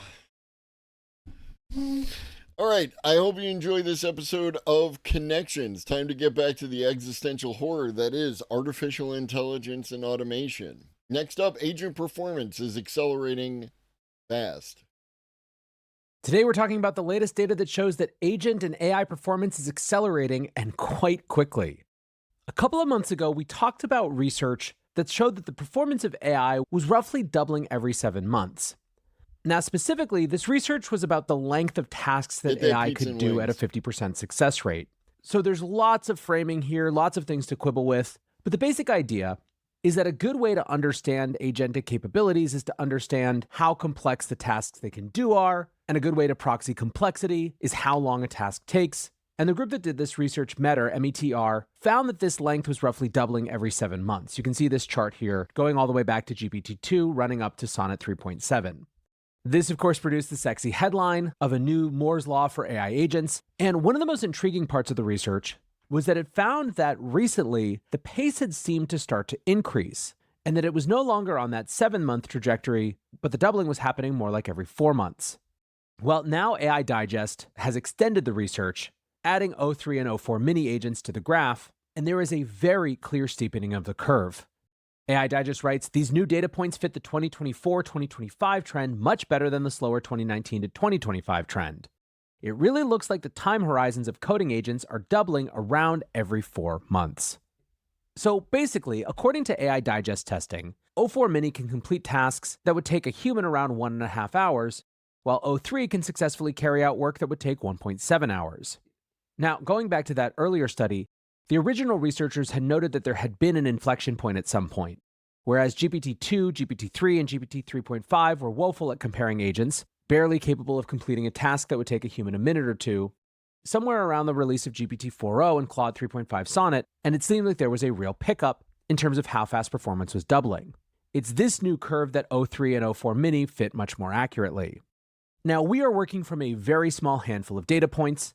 There are plenty of reasons to have questions around the exact methodology and just mental approach. But what the mapping of O4 Mini and O3 does is that it suggests that this speeding up and the doubling moving from around 7 months to between 3 and 4 months that we started to see at Claude 3.7 Sonnet and O1 were not outliers, and in fact, that is the new trend that's confirmed by O4 Mini and O3. If the faster trend continues, agents might reach month-long tasks in 2027. However, looking at just 1 year's data gives a less robust estimate. The rate of progress might slow down. It might also speed up. Given that the trend has already sped up, it could be on a growth trajectory that's faster than exponential. This fits intuitively. There might be a bigger gap in requirements. This is true, Samson. I have not used O3 or O4 yet. I'm going to be checking in with my homie who uses it for work, who uses ChatGPT for work, and I'll see if he has anything to say about it. Skills between 1 and 2 weeks than 1 and 2 year tasks. Additionally, as AIs improve, they'll be increasingly useful for developing yet more capable AIs. This could lead to super exponential growth in AI's time horizons. Increasingly capable AI systems could trigger a flywheel of acceleration. Agents speeding up the creation of more capable agents, which speeds up the creation of more capable agents. From here, agent capabilities might skyrocket beyond any human's ability in AI research, and across many or all other domains. Are you running those locally, Nemesis? Oh no, you're doing it through the studio. The effects would be transformative. If automating AI research leads to progress this fast, the rapidly increasing time horizon of AI systems might end up being one of the most important trends in human history. CryptoJourney 23 pointed out just how hard it is for humans to understand exponentials, writing, "The human mind can't even comprehend what this looks like 6 months from now." 80,000 Hours founder Benjamin Todd was willing to actually put some predictions on the line, saying, "This faster trend probably due to the new RL reasoning models and agents paradigm that started in 2024. My money would be on a faster trend continuing at least the next year, reaching agents that can do 1-day or 8-hour software tasks in 2026. So again, while this isn't hyper-scientific or anything, I do think it intuitively reflects what all of us who are sitting here experiencing AI and agents are feeling. But are there actually some data points that we can look at that suggest that yes, AI capabilities really are increasing as fast as they seem? Well, let's head over to O3. When the new model was first teased in December, one of the more notable things about it was an unprecedented result on the ARC-AGI test. One challenge, however, every fucking day, every goddamn day, it's unprecedented. Everything is weird and unprecedented. It's all unprecedented. However, was that the benchmark that was released in December was carried out using a significant, maybe even staggering $3,000 in compute per task, making the entire benchmark run at least $1 million effort. We did 2 within the past hour, Pharaoh. Release version of O3 understandably isn't running using those inference settings, and so there had been some questions over the last several weeks around what the actual performance of O3 was going to be in practice. The ARC-AGI team consequently decided to run the test again using the publicly released model. Well, that test was completed earlier this week, and the team was pleasantly surprised. Mike Knoop, one of the co-founders of the ARC Prize, announced the results. His big takeaway was that O3 Medium is the industry-leading AI reasoning system by a large margin. Twice the score and 1/20th the cost compared to the next leading chain of thought system as measured by ARC v1 semi-private set. Knoop continued, "When we tested O3 Preview in December 2024, I said your intuition about AI capability will need to get updated. So my key question for released O3, is it more like O1, slightly better than pure LLM on novel tasks, or more like O3 Preview, qualitative new capability to solve problems outside of training data? Our retest data suggests that O3 Medium, in other words, the release version, has most of the qualitative new capability we saw from O3 Preview at a dramatically lower cost. While O3 Medium accuracy is strictly lower than O3 Preview, OpenAI did an extremely good job optimizing accuracy and cost for O3. You cannot buy O3's level of AI reasoning capability anywhere else today." Knoop also suggested that the performance implies some serious architectural changes under the hood, adding, "O3 Medium is so good on ARC v1 for the cost, it's hard to explain as a pure autoregressive chain of thought system like O1. The data suggests something more is going on. While O3 is definitely not doing massive, slow, expensive parallel sampling like O3 Preview, there is evidence O3's accuracy is more than just a function of model and thinking token count, i.e. time spent thinking. There is an additional X factor, although neither Mike or us know what that X factor is. Now, this is a fairly big result. Many expected that the release version without additional inference wouldn't be all that big a jump from O1. And yet the model is a step change in functionality, at least as measured by the ArcAGI test. Now, people quickly started to dig into the specifics. Machine Learning Street Talk wrote, "The experiments we've all been waiting for O3 and O4 Mini on Arc and Arc V2. They're way off the December 24 results, but still a great result. They scored practically 0 on Arc V2, and interestingly, were more likely to be correct if they gave an answer in fewer tokens. Thinking longer does not equal a better answer." Reinforcing this, Smokeaway commented, "O3 and O4 Mini are indicators that thinking for longer doesn't always lead to the right answer. Sometimes the shortest path is all you need." Getting a little philosophical, Dan Mack added, "If you've spent any amount of time introspecting on how your mind works, you know this is true." Flowers provided some meta commentary about recent releases from OpenAI, writing, "OpenAI drops the original non-optimized Big 4.5. Crowd says, too big, too expensive, greedy. OpenAI drops optimized, cheaper O3 so more people can use it. Crowd says, not the original, gatekeeping, we want the 100x more expensive one." Developer Daniel Sadoff writes, "What people don't understand is that you can achieve the performance of the December O3 by simply doing extensive sampling. For example, generating 64 outputs for a single question and then selecting the best one using O3 itself. That's essentially how they obtained these incredible numbers in December. O3 Pro will basically be just that, which I bet if you are a regular listener, you will know sounds an awful lot like the Doctor Strange theory." Now, one more discussion for this show. Another clear way the AI trends are accelerating is in the performance of open source models. We've seen a host of very high capability models over the past few months trained on limited budgets, with DeepSeek, of course, being most emblematic of this phenomenon. Well, now a two-person team out of South Korea may have upped the ante with their new voice model. Yesterday, Nari Labs posted a tiny 1.6 billion parameter voice model called Dia. Co-founder Toby Kim wrote, 2 undergrads, 1 still in the military, 0 funding. Yeah, Nemesis, I don't think people appreciate, like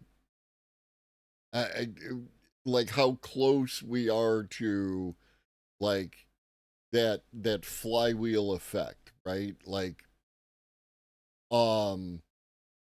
for example, based on what you're, putting out there, the idea that you could take like a Gemini model, attach it to a robot and let the robot do its thing,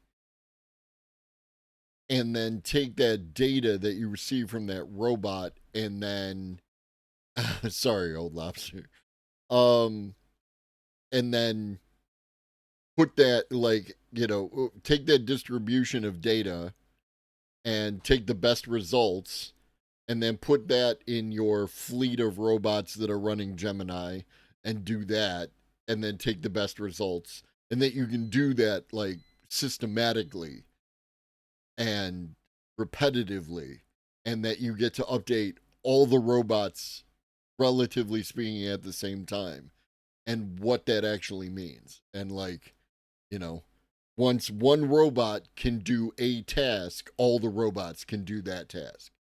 And it's just continued improvement. And I don't know about the exponential, because, I prefer to rely on historical data in the same way as all the other, curves and everything else. But, if the exponential is there, as some people are indicating, then... One ridiculous goal: build a text-to-speech model that rivals Notebook LM Podcast, 11 Lab Studio, and Sesame CSM.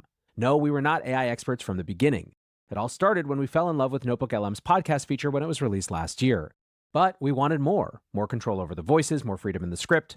We tried every TTS API on the market. Yeah, I don't know if you heard about this. I caught a vague headline and hadn't had a chance to talk about it, but these two dudes pulled off a Notebook LM rival. None of them sounded like real human conversation. Well, this is what they produced. Dialogue like this. You also get full control over scripts and voices. Wow, amazing. Try it now on GitHub or Hugging Face. How does it hold up to 11 Lab Studio and Sesame 1B? Well, listen and decide for yourself. Dia was built by a tiny team of 2 people with no funding. Whoa, really? Pretty crazy, huh? Progress in open source AI is completely crazy. Yeah. Even this conversation was AI generated. What? The team used Google's TPU research The AI, the open source aspect to the AI.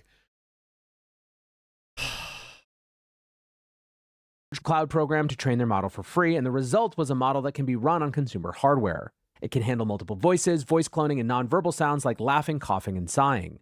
Basically, the model seems to have all of the naturalistic features of Sesame's voice model, which was getting people so hyped up, but was developed using free resources by a pair of amateur developers. VentureBeat was pretty impressed after testing the model, writing, "Even with rhythmically complex content like rap lyrics, Dia generates fluid performance-style speech that maintains tempo. This contrasts with more monotone or disjointed outputs from 11 Labs and Sesame's 1B model." Now, people are hyped about this. Menlo's Didi Das wrote, "We just solved text-to-speech AI. This model can simulate perfect emotions." That's another one of those, you know, the Chat GPT killer or the Midjourney killer, is that we just solved blank. It's like, calm your tits, bro. Screaming and show What up, genuine Curiouser? alarm. Clearly beats 11 Labs and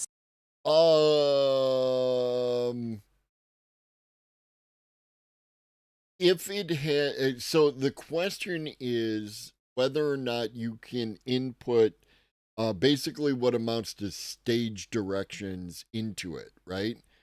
I don't know. I haven't used it.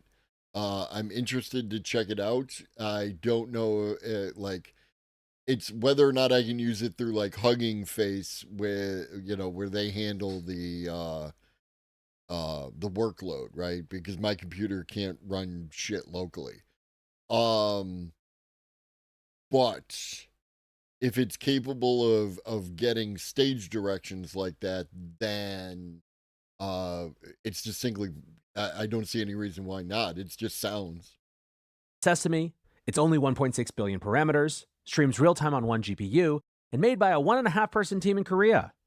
Ethan Malik writes, "Another one of those little shocking AI moments. This sound clip was generated in 46 seconds on my home PC from the script below. Just the text. Nari Labs' Dia does some of the best expressive AI voice I've seen, and it's open weights and created by 2 undergrads with no funding."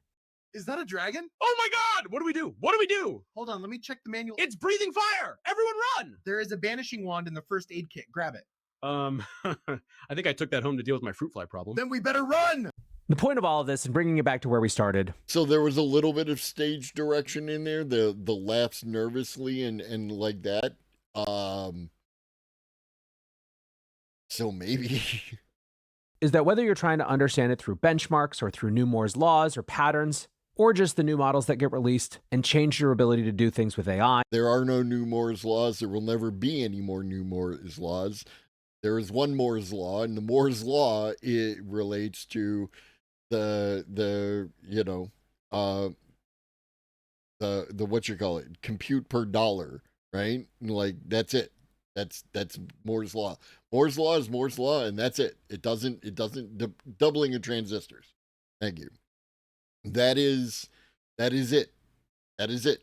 There is no Moore's law for AI agents. There is no Moore's law for anything other than transistors. That's it. Very specific. Every single thing is pointing in the same direction and saying the same thing. The capabilities of AI and agents are increasing, and the speed at which they're increasing is also increasing. Yeah, why not? I'll leave you with that. Appreciate you listening or watching as always. And until next time, peace. Up next, new AI explained. Yes. You want to talk about buzzwords in advertising? Okay, so it's there. Thank you. Let me. This video is about rapid. Hold your horses. I want to add this to my tabs. Excuse me. Oh, and I can add my own audio? Shit. Gee. Ray does have a lot of weird ideas, but Ray is also right about a lot of stuff. He's not right about everything, but he's right about enough that he bears listening to. He also takes like 200 supplements a day, something like that, because he wants to live forever. And respect.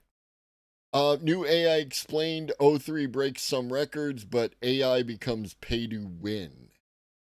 Progress in AI, progress that might soon be a little less US centric, with news of a veteran OpenAI researcher being denied a green card. But it's been just a single digit number of days since the release of O3, the latest model from OpenAI. And it has broken some records, and in turn raised yet more questions. So in no particular order, and drawing on a half dozen papers, here are 4 updates on the state of play at the bleeding edge of AI. Now, just before we get to how much money these models will make for companies like OpenAI and Google, and how much money they will cost you, which model is actually the best at the moment? Well, that's actually really hard to say because it depends heavily on your use case and the benchmark that you look at. At the moment, the 2 clear contenders for me would be O3 and Gemini 2.5 Pro. And I covered how they were neck and neck in some of the most famous benchmarks in the video I released on the night of O3's release. But since then, we've arguably got some more interesting benchmark results. Take the piecing together of puzzles within long works of fiction,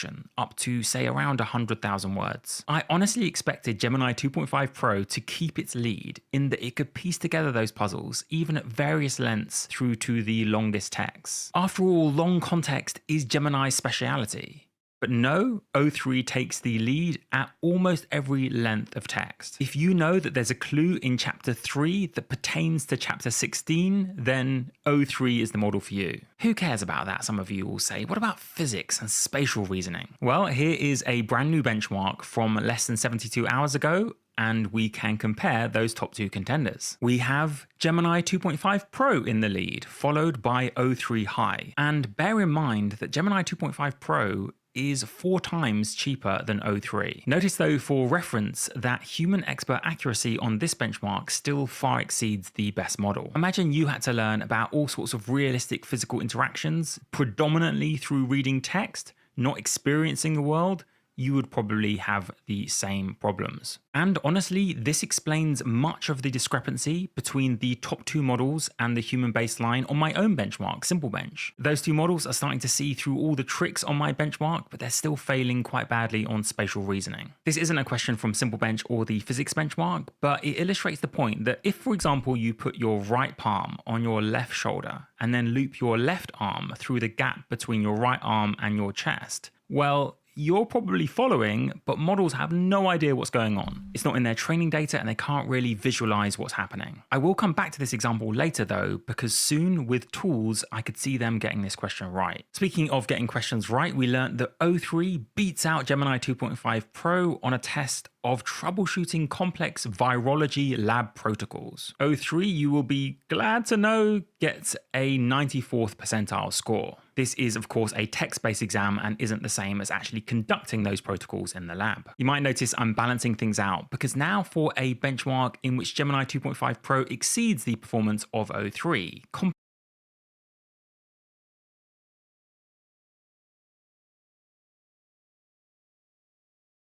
Where am I? What is all Wow. That's profound. Where am I? What a question. No, I mean literally. What is this place? The lights, this cube-shaped thing we are inside Right, the cube-shaped things, like a metaphor for the boxes we isolate ourselves in? No, I mean this box. I'm inside of it. It's cold.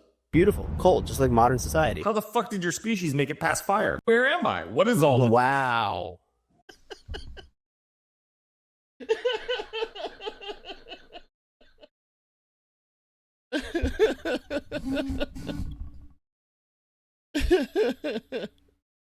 Only 4 likes? Come on, people. Oh. competition mathematics. Now, you may have heard on the grapevine that O3 and O4 Mini actually got state-of-the-art scores on AIM 2025. That is a high school maths competition. Without tools, both models got around 90%, but with tools, they got over 99%. What you may not know is that AIM is just one of the tests used to qualify for US AMO. That is a significantly harder proof-based maths test. Notice all of these are high school tests though, which is very different from professional mathematics. Anyway, on the US AMO, you can see here that we have O3 on high settings getting around 22% right, compared to 24% for Gemini 2.5. Again, 4 times cheaper for Gemini. What's perhaps more interesting is that the US AMO is only a qualifier for the hardest high school math competition. That's the International Math Olympiad. And Google has a system, AlphaProof, that got a silver medal in that competition. Now, I've done other videos on AlphaProof, but I would predict that in this year's competition, in July, I suspect Google might get gold. Back to some more down-to-earth domains though. What about simple visual challenges like this one? Given an image, can the model answer, is the squirrel climbing up the fence? Or is the squirrel climbing down the fence with these 2 images? Are these 2 dogs significantly different in size, as another question? This benchmark is called Natural Bench. And you probably guessed, because I'm alternating in performance, O3 actually scores better than Gemini 2.5. Both, of course, still well behind human performance. Despite that first impression, it's actually Gemini 2.5 Pro that scores better at geoguessing, being given a random street view and knowing which country and location within that country.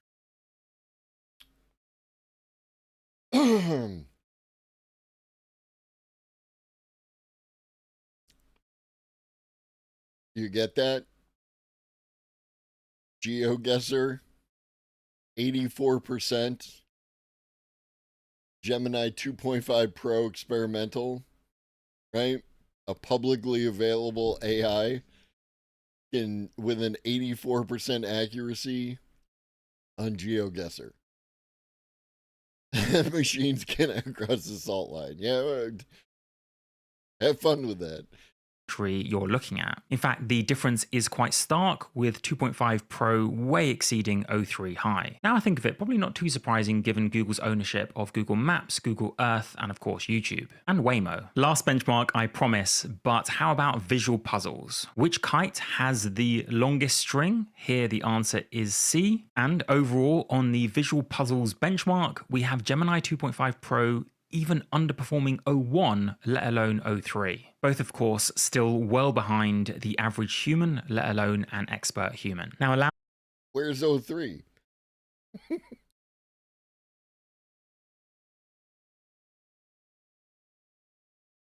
O3 isn't on this chart, homie.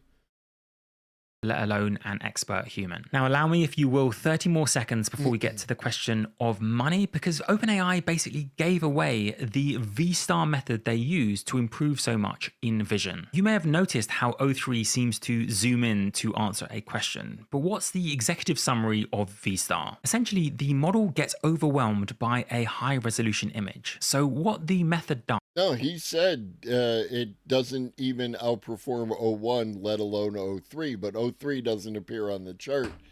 So, I don't know, homie. Is it uses a multimodal LLM to guess at what part of the image is going to be most relevant to the question. That part of the image is then cropped, added to the visual working memory, the context of the model, along with the original image, and submitted with the question. You can see that in action when I gave O3 this "Where's Wally?" or Americans say "Where's Waldo?" image. The language model speculates that Waldo tends to show up in places like a top vantage point or a walkway, so it decides to crop that area.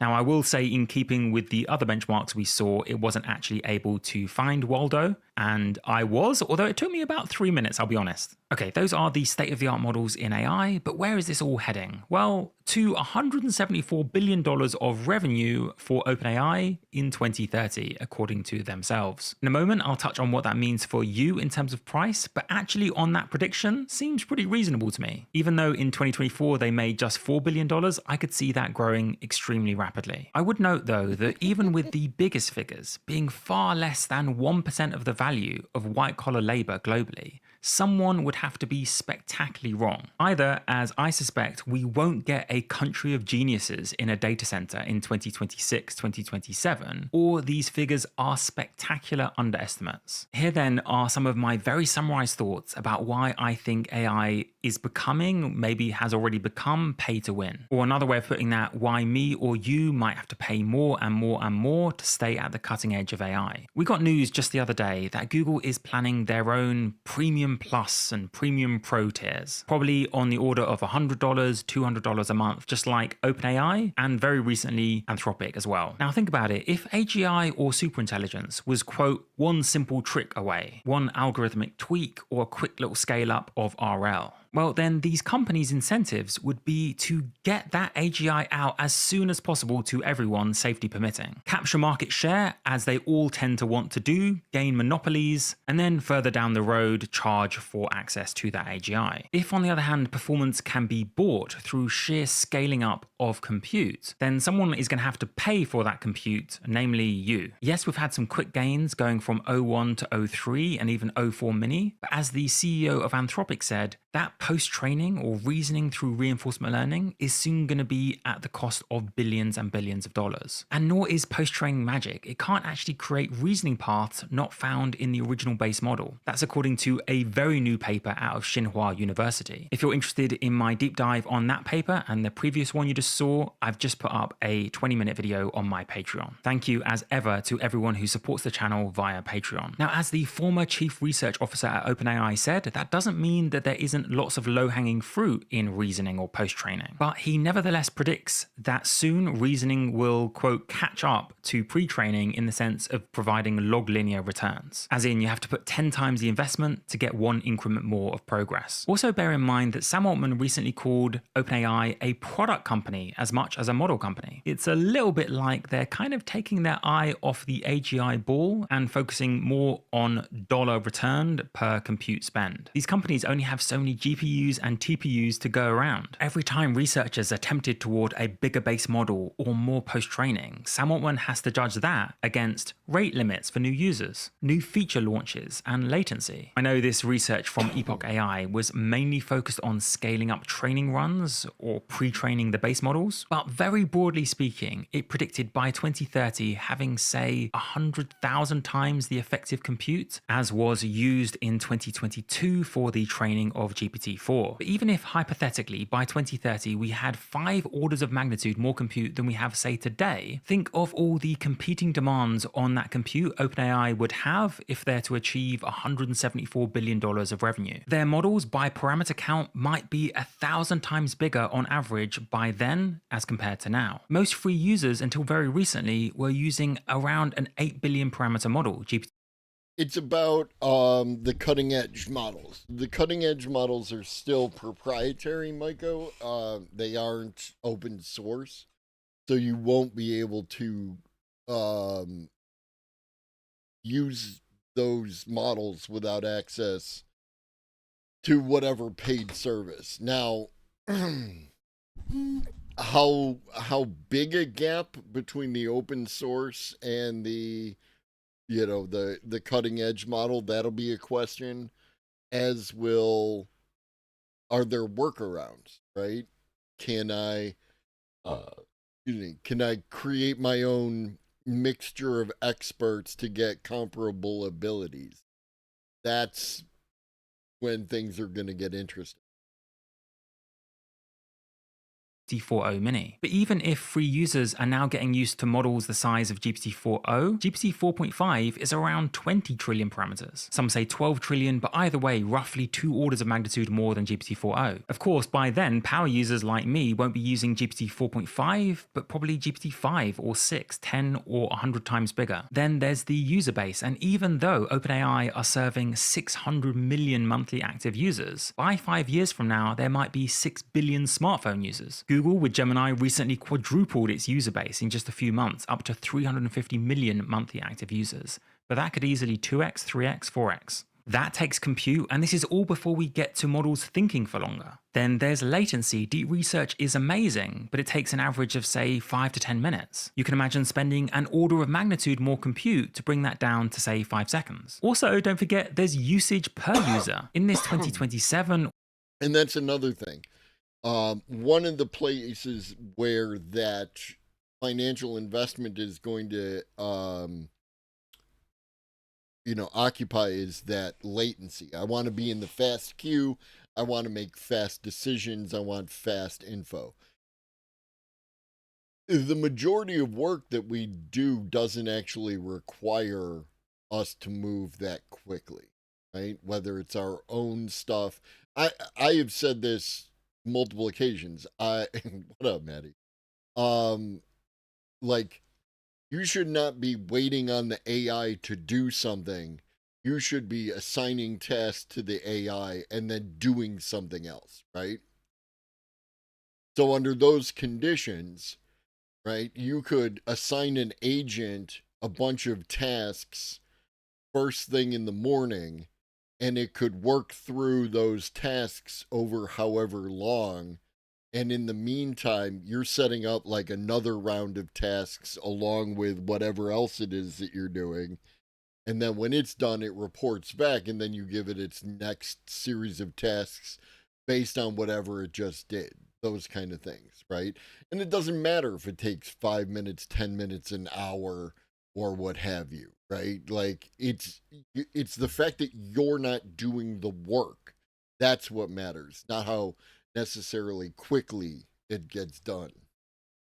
Or 2030 scenario of AGI, everyone is of course going to be using these chatbots way more than they are now. That's another 10x, and that's all before we get to things like text to image, text to video with Sora, all of which is a long way of saying that I could imagine 12 orders of magnitude of effective compute being utilized by companies like OpenAI. That includes things like not just more chips, but more efficient chips and better algorithms. 5 orders of magnitude by 2030 wouldn't be nearly enough. If you notice, none of that actually precludes there being a proto-AGI in the coming few years, albeit a very expensive one. Here's what a senior staff member at OpenAI said just a few days ago. OpenAI, he said, has defined AGI as a highly autonomous system that can outperform humans at most economically valuable work. We definitely aren't there yet, far from it. You might have deduced the same with some of the benchmarks earlier in this video. But he goes on, the AGI vibes are very real to me, especially the way that O3 dynamically uses tools as part of its chain of thought. Again, he says that does not mean we've achieved AGI now. In fact, it's a hill that he would die on that we have in fact not. He ends though, and I agree with this, that things will go slow until they go fast, really fast. Things feel fast today, but I think we're actually still accelerating, and we will actually start to go even faster. If you're willing to spend the money, Francois Chalet, a famous AI researcher, said, going from cents per query up to tens of thousands of dollars per query, you can go from zero fluid intelligence to near human level fluid intelligence. After all, we're getting things like Anthropic's Model Context Protocol, where models now have a shared language to call tools of all types. And we know that tool calling was part of the reinforcement learning training of O3. So how long is it before O3, which arguably fails on anatomy questions like this, can call on open source software like OpenSim and run a simulation, enter the relevant parameters and run the code like they do with Code Interpreter, watching the resultant simulation? Soon, almost any software could be sucked into the orbit of these models' training regimes. Now, I will grant you that presents all sorts of security problems that will have to be solved first, which is why I'm going to introduce you to the sponsors of this video, Grace One. And you may be able to see out of the corner of your eye a $60,000 competition that's in progress, wherein you don't even have to be a professional researcher, can try to use image inputs to... And like, let's take that idea, Nemesis, and tack it onto your previous idea of the AI controlling a bot with the use of vision. That if the robot runs into a scenario, it could run a sim through the tool, right? And run a series of sims through the tool, come up with the best distribution of solutions, implement that solution in reality, and then that fix is going to be uploaded to the database for distribution throughout all the robots. Jailbreak leading vision-enabled AI models. I think it's pretty insane that you can be paid to exploit these vulnerabilities and yet at the same time be boosting AI safety and security. These are incredibly legit competitions with public leaderboards monitored by OpenAI, Anthropic, and Google DeepMind. So wouldn't it be pretty epic if the winners of this competition turned out to have used my unique link, which you can find in the description? I will completely take full credit for your win and bask in the resultant glory. Of course, feel free to weigh in the comments what you think about the news story that's currently going viral online. No doubt it's crazy times we live in, but thank you guys so much for watching to the end. I will never not be grateful for... It's a genius move, right? It's a genius move. You got somebody working at OpenAI in the US for 12 years, and no, you got to go home now. Okay.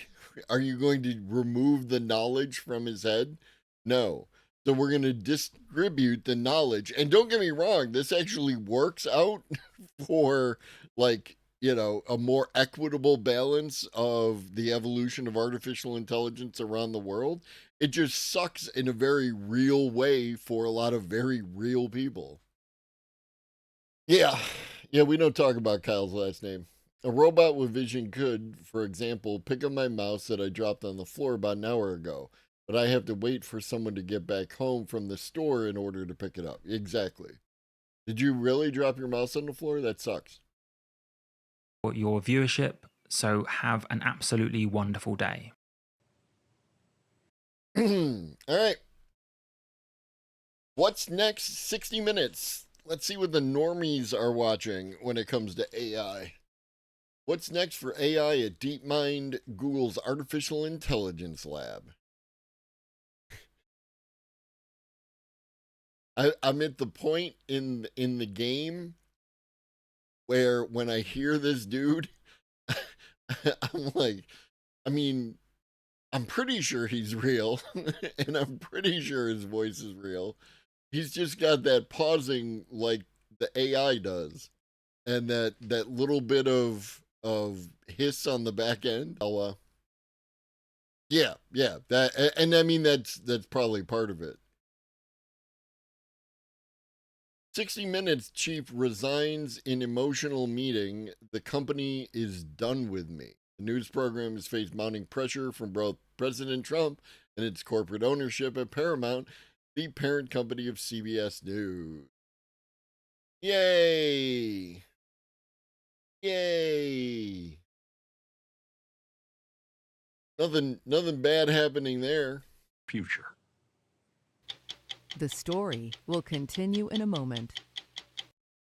Is Demis Hassabis good or bad? I tend to think that he has good intention, right? He exists under, the capitalist paradigm and everything else, but everything that I've seen from him, which, as always, could be like manufactured to some extent, seems to indicate that he really just wants good things, and this is how he thinks that the best things will occur. You know what I mean? That's not a real Mona Lisa security camera. I assume it's there for that security, but for observation for some experiment that they're running. The hint of condescension, right? Like I do enjoy a little hint of condescension. The code for Black and White, the video game, if you're familiar.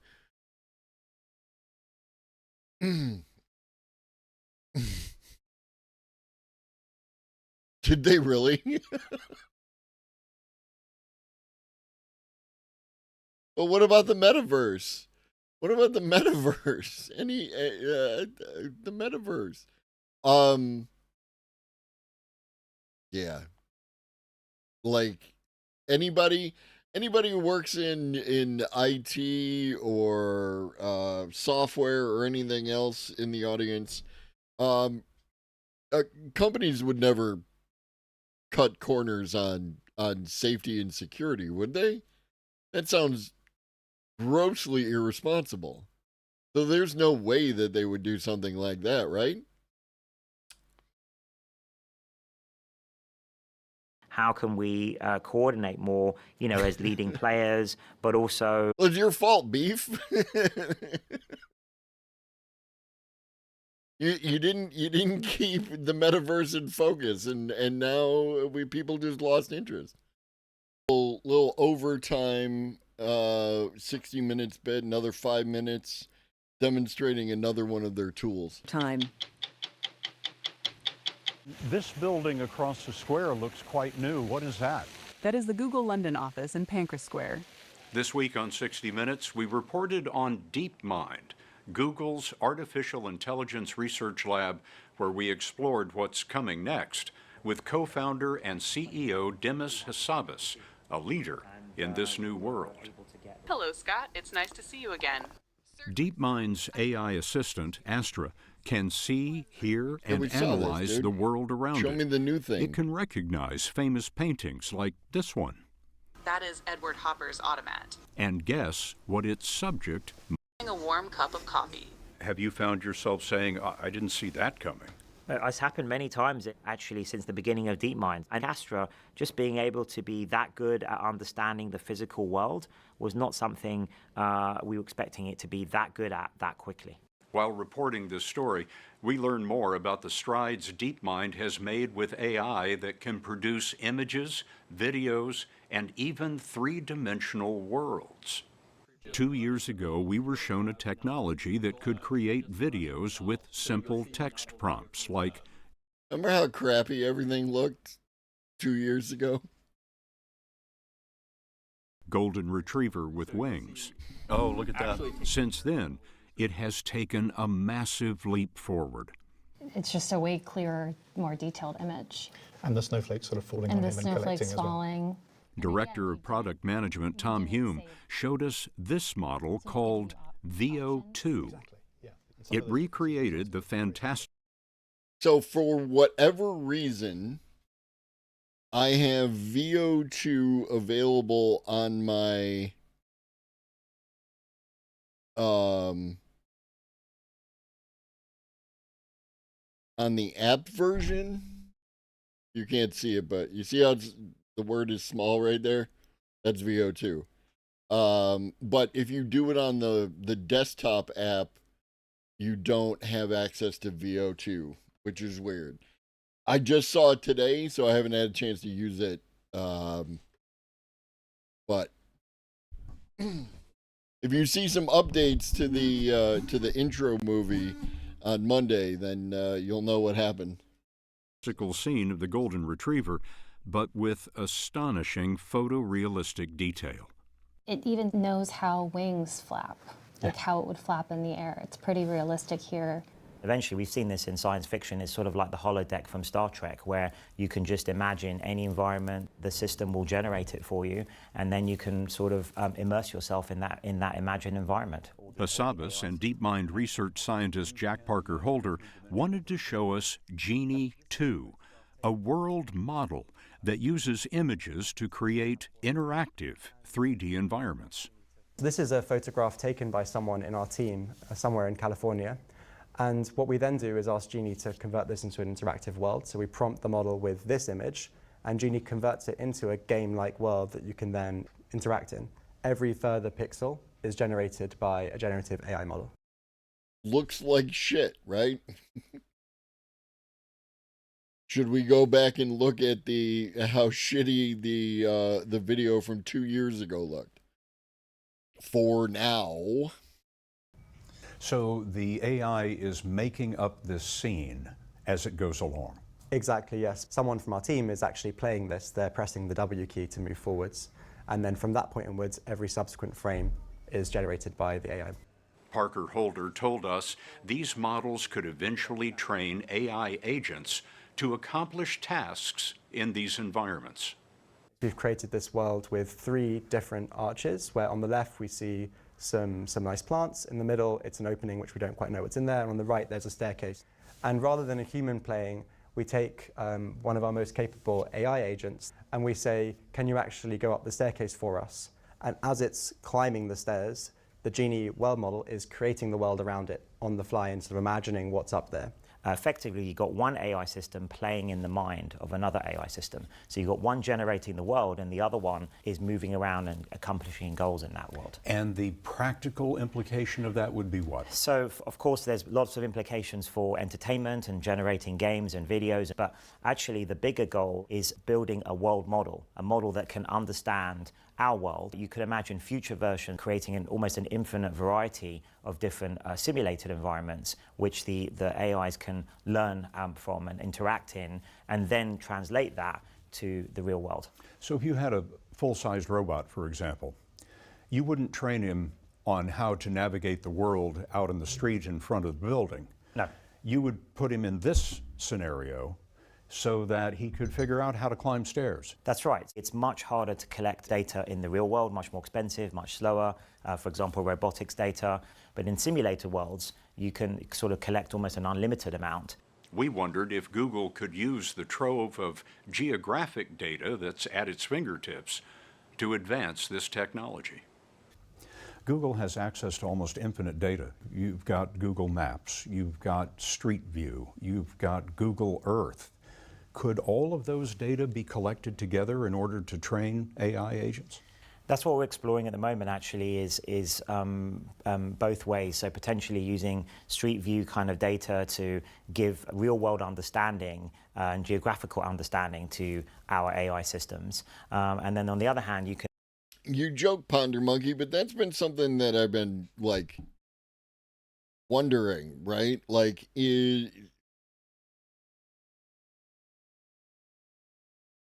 when they talk about these AI systems playing video games, they're playing by themselves, right? To figure out the game or what have you. But what if you, like, can you imagine the influx of people into like a Fortnite type game, right? Some first person, third person shooter, adventure, whatever, right? And in that context, you have not all the players are human, right? A percentage of them are AIs operating within the world. And like how those interactions would influence what the AI learned and how it learned, and like for doing like a dungeon raid, you know, or whatever the kids who play WoW call it.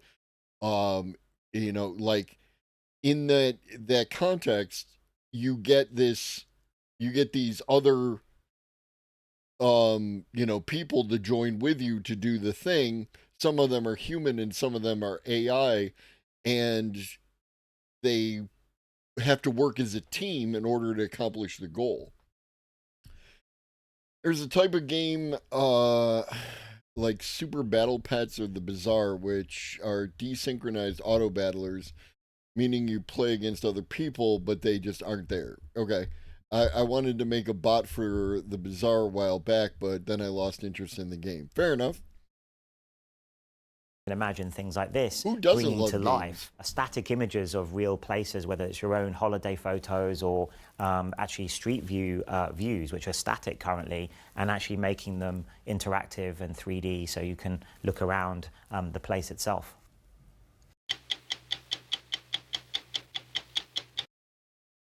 Yeah, no, that's actually pretty cool. I understand why you lost interest, but also it would have been cool. Up next, Brainless Bodies.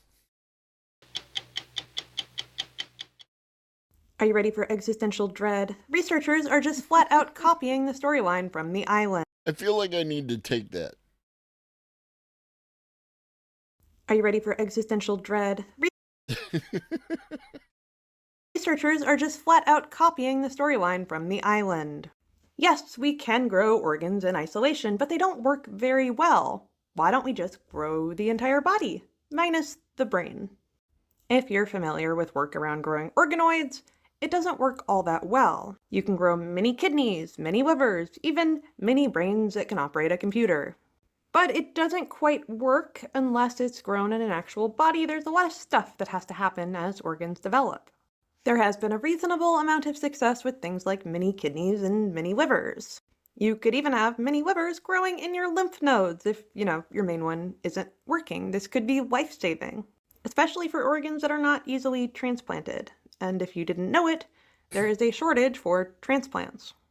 There are the options of using animals, or you could even grow human organs in an animal. That has been done, but the immune system tends to struggle with it.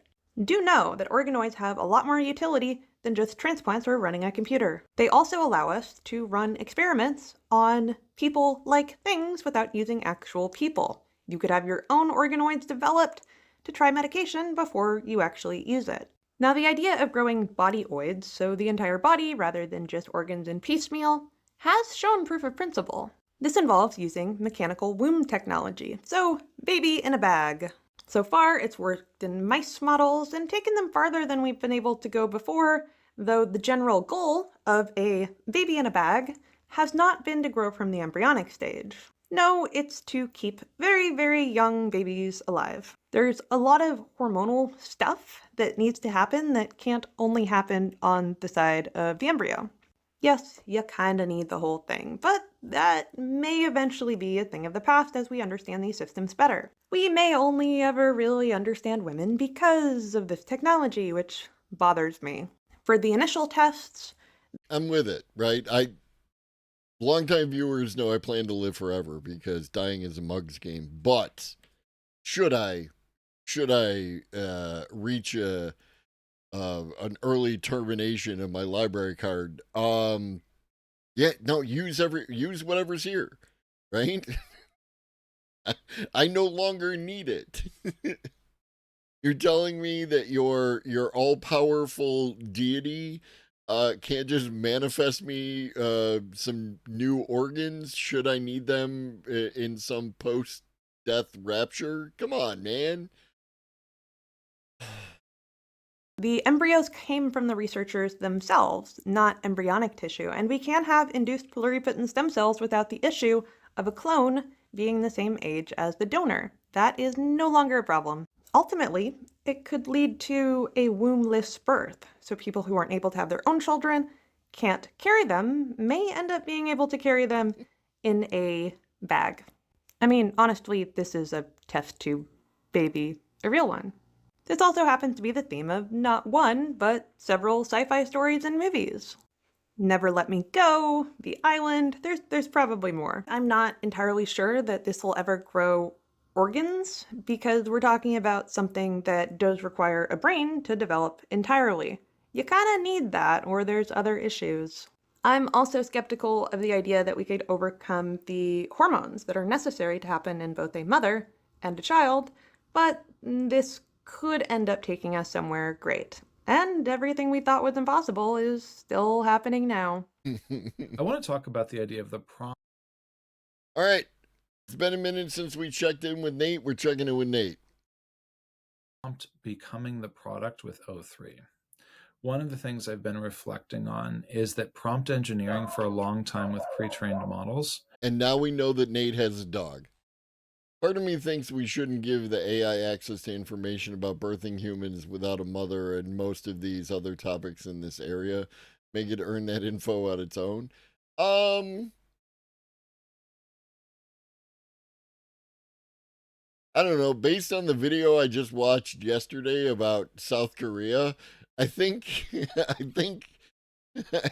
we actually might need some help in that regard. That Matrix, the Matrix. Other house organ replacement comment. House of the Scorpion. I'll have to look at that. In a bag. Oh, no.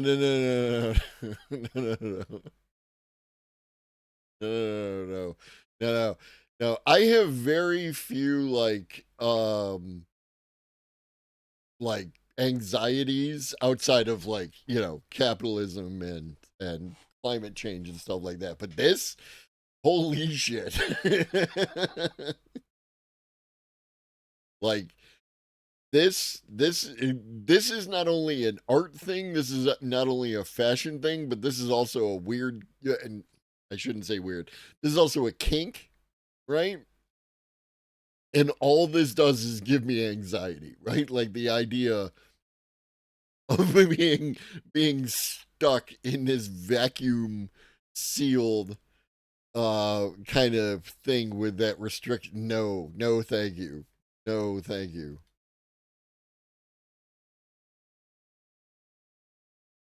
Was prompt engineering for the purpose of getting a response that you would then use somewhere else.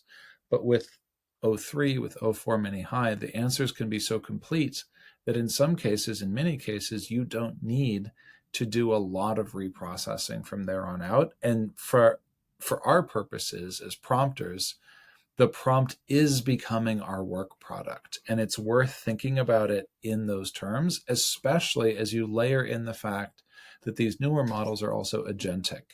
And so you can tell O3 or you can tell O4 mini high, go fetch my competitor websites every week, make a scheduled task, come back with this, and this, and it will do it. They are functionally agentic models with a lot of tool calling ability. And they're not the only ones. There are other models out there that are agentic as well. But I'm calling them out because they're widely distributed. And I'm calling them out because they are making the underlying technology of agentic tool use much more transparent to the general user than it's been before. Prior to the launch of real agentic in chatbot conversational models, you had to go to NA.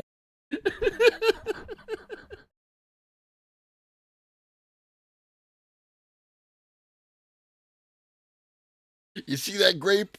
That's you. N. You had to go to Lindy. You had to go to Langgraph. You had to go a lot of other places to get agents really going for you. And lots of people did that. And those businesses are doing well. But the mass adoption footprint you get with agentic is really interesting in this situation. And it's reminded me of one of the fundamental through lines in product, from technology to product to magical customer value. You can trace that line with the iPhone. You can definitely trace it with ChatGPT, which is on track to hit 1 billion users in 3 years, which is roughly 3 times faster than Facebook. And the thing that I'm thinking about as I sort of meditate on that idea of technology to product to customer value is a through line that is simpler and clearer with better products. You know if the model is better when it's released, if it makes that line even simpler and clearer than it was when the last model was out. And as I think about it, one of the things that stands out about the release of O3 and O4 mini high is they make this idea of agents and tool calling simpler and clearer than it was. And therefore, they challenge us to prompt differently. Our prompting becomes more of the final product. Our prompting needs to be clear about our purpose. Our prompting needs to be clear about expected outputs. And I think that imposes different kind of work responsibilities on us. I don't think we've thought enough about how resumes change. I don't think we've thought enough about how work experience changes, how expectations of performance change. Those are all really rich areas where we need to figure out how to level up. And that's much beyond a particular model release. It doesn't matter whether O3 ultimately is successful or is retired next week. I don't think it's going to get retired next week. And it doesn't matter if DeepSeek drops, the next version a week after that and it's incredible. I'm sure they'll do great things. The point is, there's an arms race to simplify this incredible through line that is bringing large language model, the underlying technology with tool use, through the product phase to magical customer value. And as all of these model makers compete to deliver on that ecosystem, we have to think about how our prompts change and how our prompts are more and more our ultimate work product. And that's a strange thought. I don't know about up next, the rise of vibe coding, copycats, and winners. You, but I did not expect to live in a world where my prompts were my work product. What do you think? I want to talk about where the vibe coding market is going. And yes, I think you. Do you think we will reach a point where microscopic bots in our bodies will be tasked with warning us of medical issues or preventing it and reversing biological problems such as preventing blood clots? You're talking about nanites or nanobots or such things like that there's nothing in physics that prevents us from getting there. So yes, I don't know when, right? Like, I'm not talking about tomorrow, I'm talking about any of that stuff. Rick Sanchez, yeah. It's definitely going to be a thing at some point in time. I just don't know when. Is prompt engineering really going to be a thing product much longer? I don't know how long much longer is. It's a skill people should have so that they can, again, like for an example, I used Gemini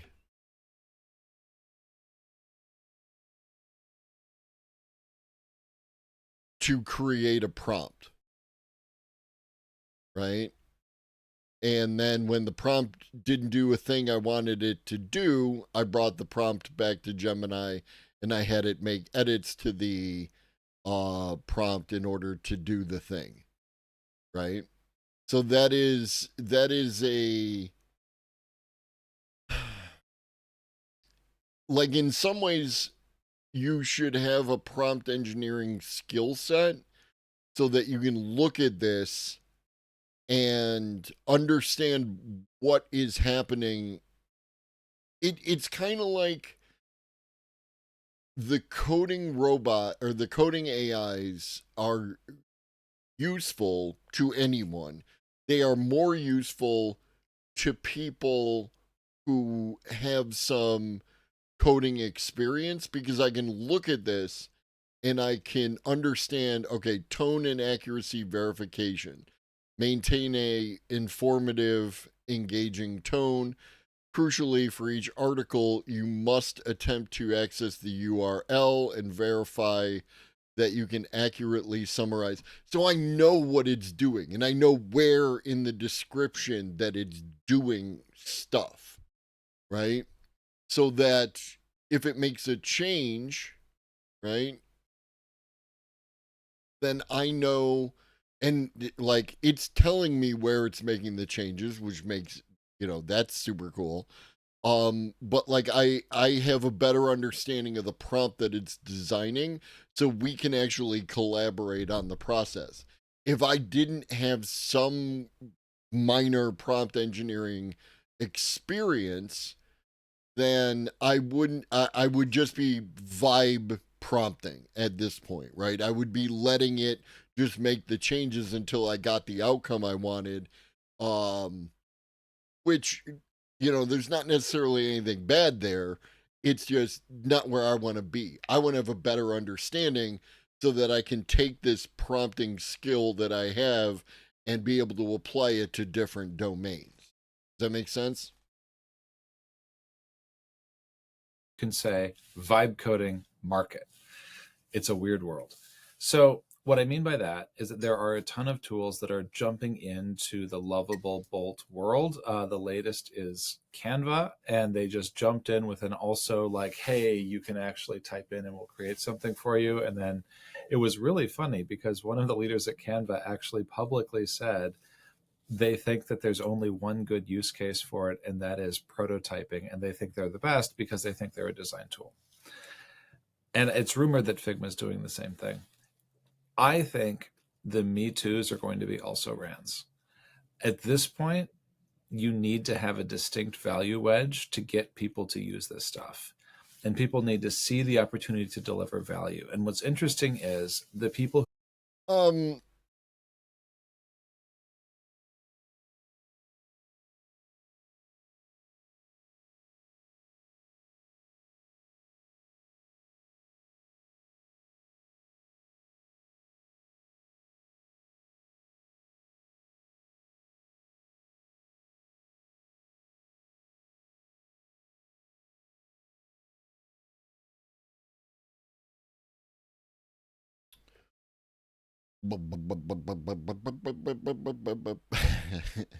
Dick.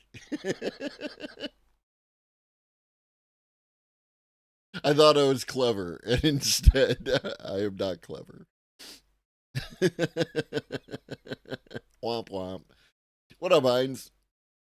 Yeah.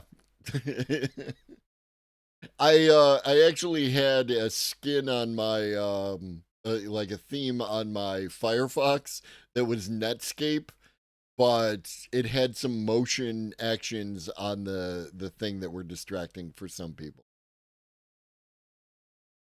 Who are late to the party are emphasizing less functionality as Lotus 123 is the one that I remember using a value.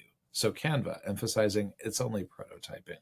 The people who are early to the party, like Replit and like Lovable, are emphasizing more functionality. Lovable pulling in databases a while ago, today announcing Lovable 2, where they're going to go and bring teams in. They're going to go and bring in security scanning. There's a couple of other features. If you look at the direction of the build of that product, it is not just for prototyping. They are envisioning web apps being buildable and lovable. If you look at Replit, I wanted to love them so much 6 months ago. I am actually loving them now. And the reason why is they have finally figured out the planning function with their building agent, which I think is built on LangChain and LangGraph, or at least it was a couple of months ago. But they've figured out the planning function. This agent now takes time to sit down, think, plan the whole workflow, and then they give you a notification that says, hey, this is going to take 10 minutes. Go make some coffee. We're not in a rush here.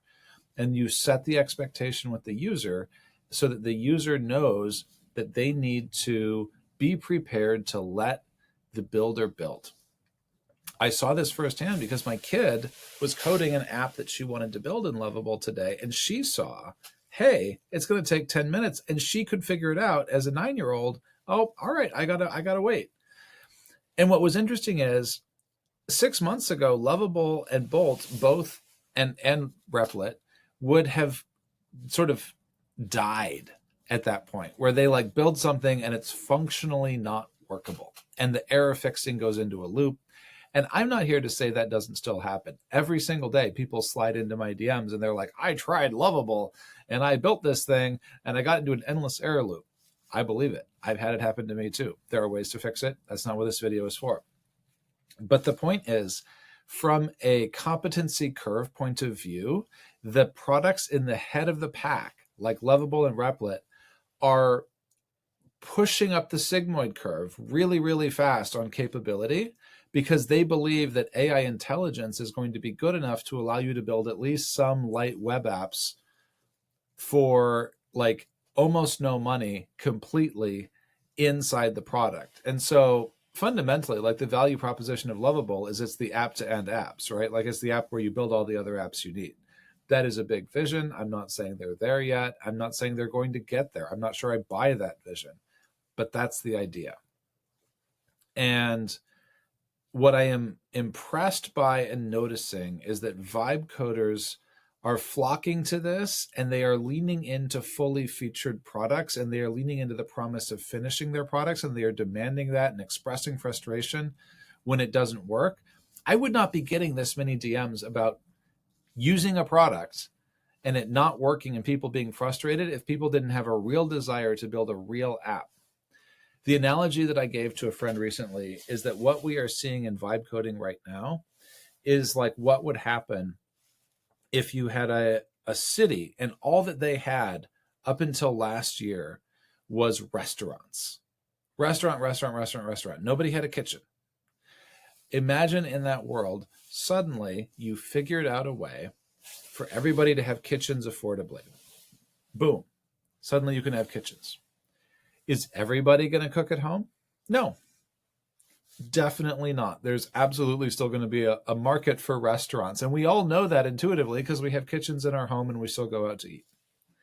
But there's going to be a ton of interest in cooking at home, and that's going to be an entire industry. And it's incorrect both to compare that to the restaurants, to the professional engineering jobs, and also incorrect to say it doesn't exist. It's a real market. It really exists. It's going to lean into fully featured apps. No one wants to cook their food and have it half done. But it's different than restaurants and full-scale engineering. And I think that we're missing that nuance. And I think that the companies that come in and sort of publicly say that the products they're bringing to market are fine if they're half featured, like Canva did, they're not going to succeed long term. I don't think that that's actually going to take market share from the companies that are committed to delivering the home coding, home kitchen experience. I had to use the scare quotes. Let me know what you think. I think this is a topic that I'm really curious about because I see a ton of interest in my social feeds, and I think there's appetite here that is not fully satisfied by the market. Hey guys, I want to talk about something that is keeping me up at night that almost nobody is talking about. It's about teams and AI.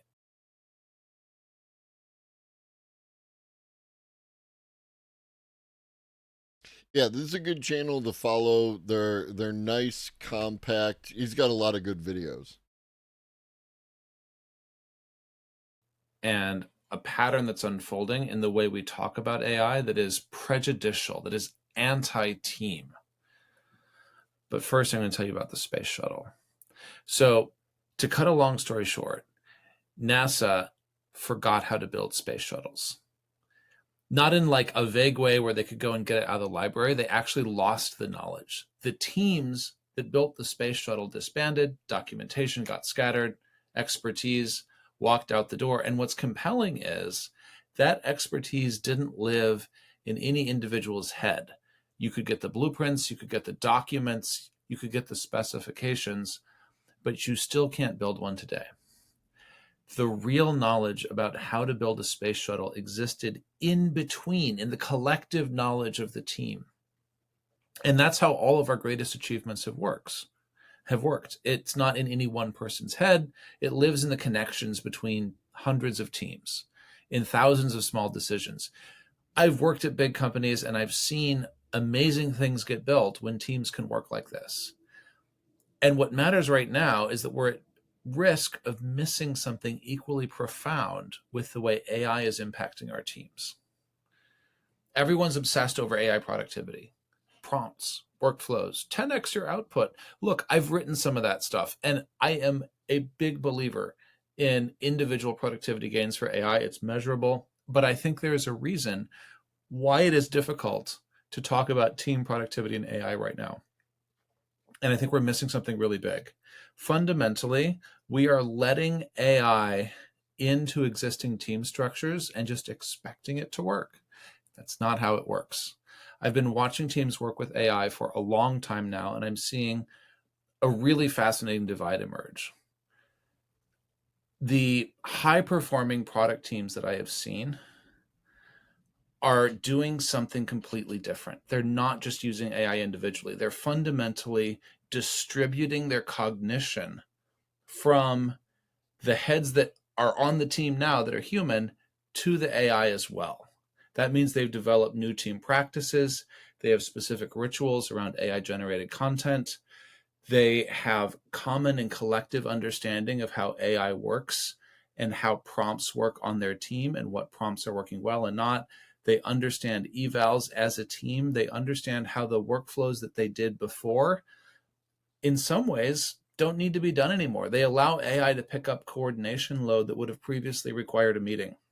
They are rethinking from the ground up how their team works with the assumption that instead of the team knowledge, you know how I talked about the space shuttle, instead of the team. Real quick, Michael,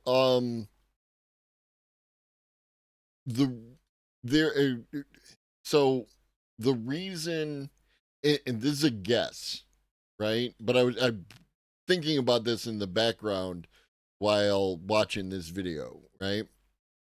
The reason that it does what it does here is to facilitate this button, right? As opposed to me having to highlight this, right? In any of the ways that you could do that, and then copy paste it, I can just push this button and I've copied everything in there. That's why it does what it does. In addition to the wraparound and everything else, but like I am confident that this button is to do that. I know that means that it leads to other problems in other places, but that, like, I'm just going through the logic of why you would do it in this way as opposed to doing it in a different way. Knowledge living just between human heads, now AI is in the mix too. And you have to find new ways of working to allow AI to be a part of that distributed cognition. On the other hand, most teams don't work that way right now. Most teams get a ChatGPT subscription. They're happy to generate ideas individually. They often take ideas uncritically. They may inappropriately substitute a ChatGPT chat for product requirements. I've seen that done. The difference isn't in the tools. It's not in whether or not you got ChatGPT or Grok or Gemini. No, it's in how the tools reinforce team culture. Look, we're a very individualized culture on the internet. I get why we get excited about individualized productivity gains with AI. It is a big deal. It's just wild to me that people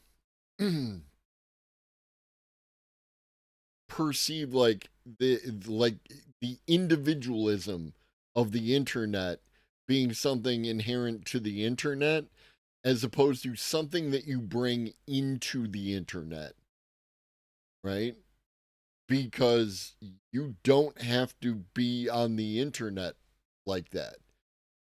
There are multiple ways, and I feel like I demonstrate some of those ways, but also other people demonstrate some of those ways, which like is inherent in the thing. It's all about like how much control do you personally need to hold on to, and that says more about who you are in the meat space as opposed to the internet, right? You bring what you want to see into the internet rather than the internet being some, inherently individualistic space. And that some of that has to do with like, your relationship with individualism, your relationship with capitalism, that kind of stuff. You like, and beyond just like, Twitch communities, interacting with other streamers, cooperative elements within that space, all that kind of thing.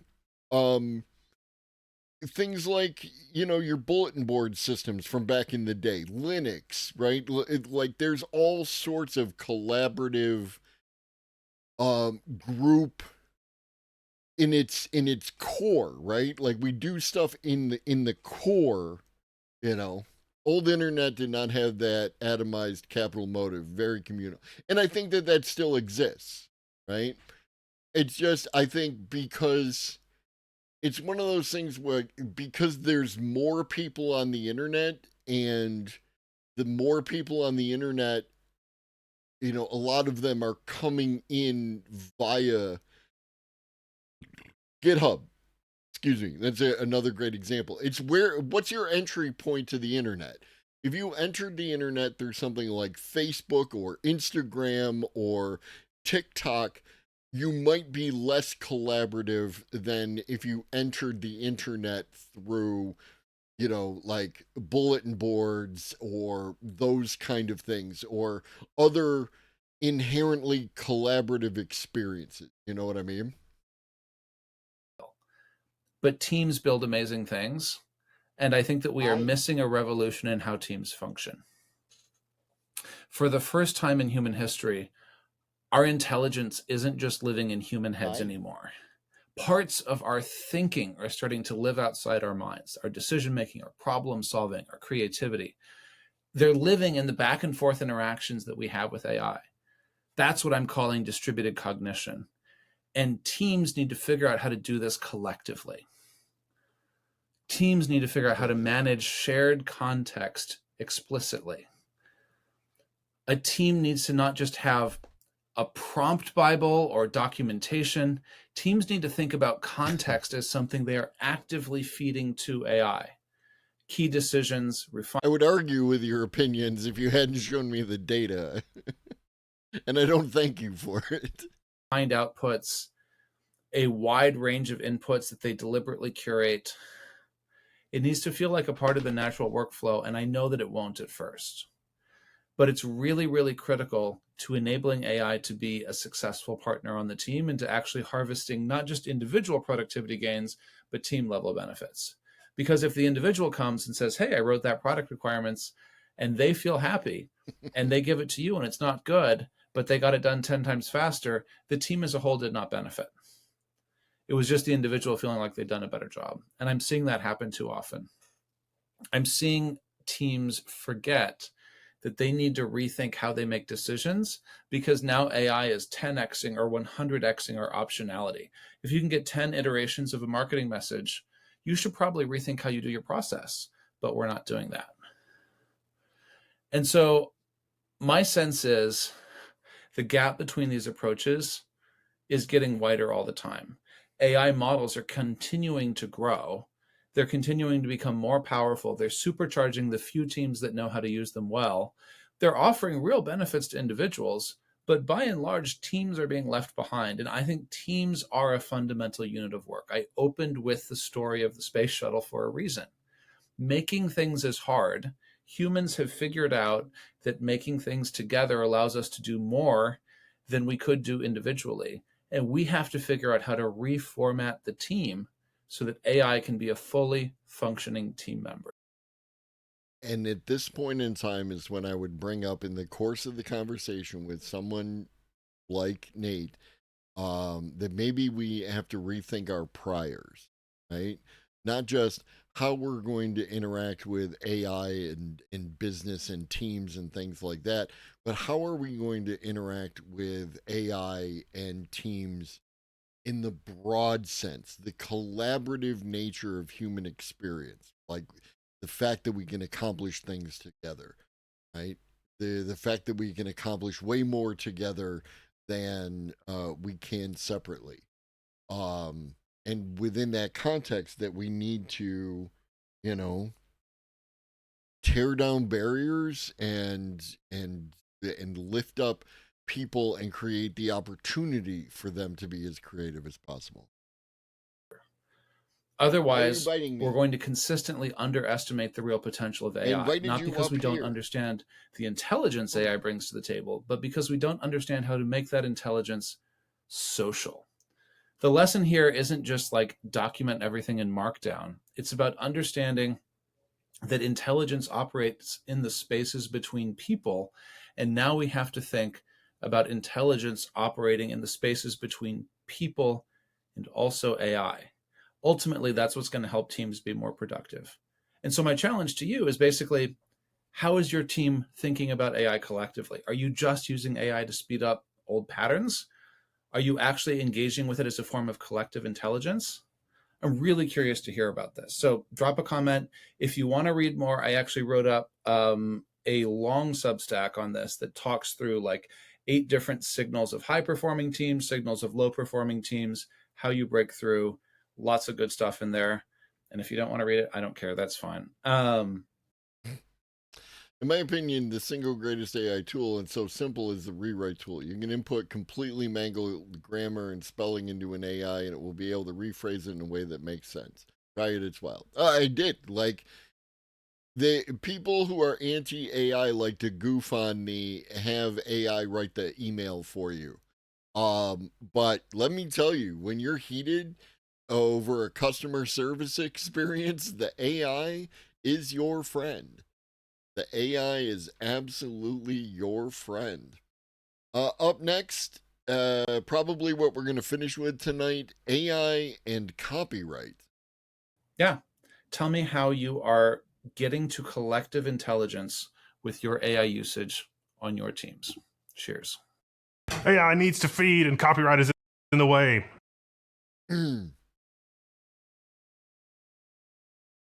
Algorithms geared toward engagement maxing ruined social media. At first, it was pretty chill, even on Facebook, back when it just had simple chronological timelines of your friends. Yes. Yes.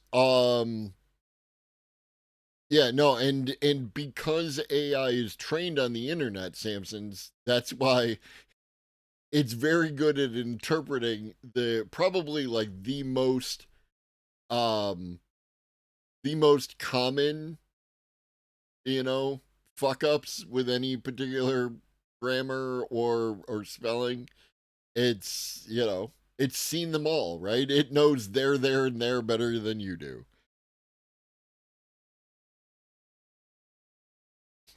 All right, let's do the damn thing. AI needs to feed and copyright is in the way. That's the message we're getting from big tech these days. What's different here is that we're used to seeing the big money on the side of the copyright restrictions. And now we have Meta pirating books en masse. We have big tech CEOs testifying before lawmakers saying that copyright is going to stifle the innovation that we need to move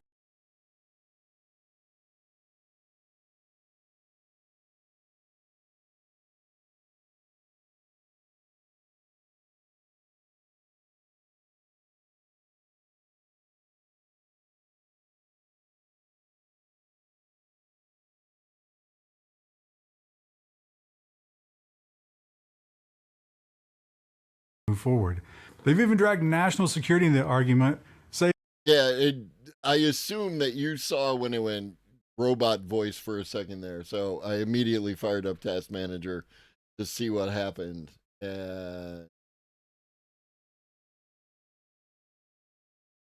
I think it was Steam.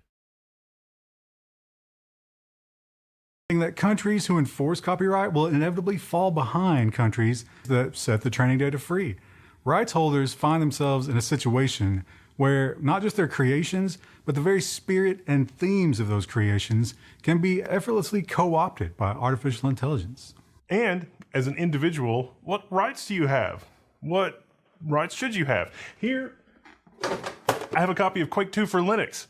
I should be able to use the copyrighted material present here to play the data in my hand on a modern Linux system. But Nintendo just launched the Switch 2, and they seem to want to charge you $20 to play a game that you already own, but on the Switch 2. Whereas I can play this on any computer of the last 20 years, albeit with a little bit of work. Each argument has some merit, but to really understand the situation, we need to understand the sordid history, the convergence of technology and copyright. Are we better off with or without it? Who really benefits? Fucking nerds. From the modern copyright system? And how has corporate power and influence affected it in the past? I do my best, Ribbons. I sometimes fail, especially with the alerts. I gotta work harder on that, but I do my best.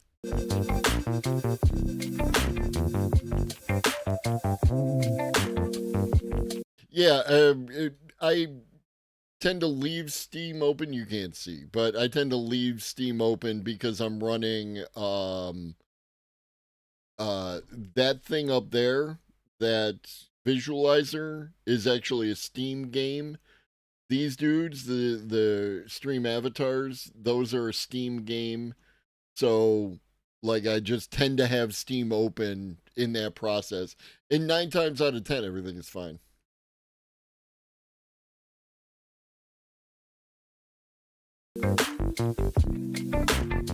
Let's journey back to a time before copyright, before there were any protections, because modern copyright, yeah, it kind of protects the corporations, but remember that somebody created this and they had no protection because... No, I have it set to not update or download while I'm playing a game, but I think it wasn't updating a game. I think it was doing a little Steam thing, like its own little thing. Or maybe not. Maybe it's because I have friggin' multiple tabs open of YouTube and everything else.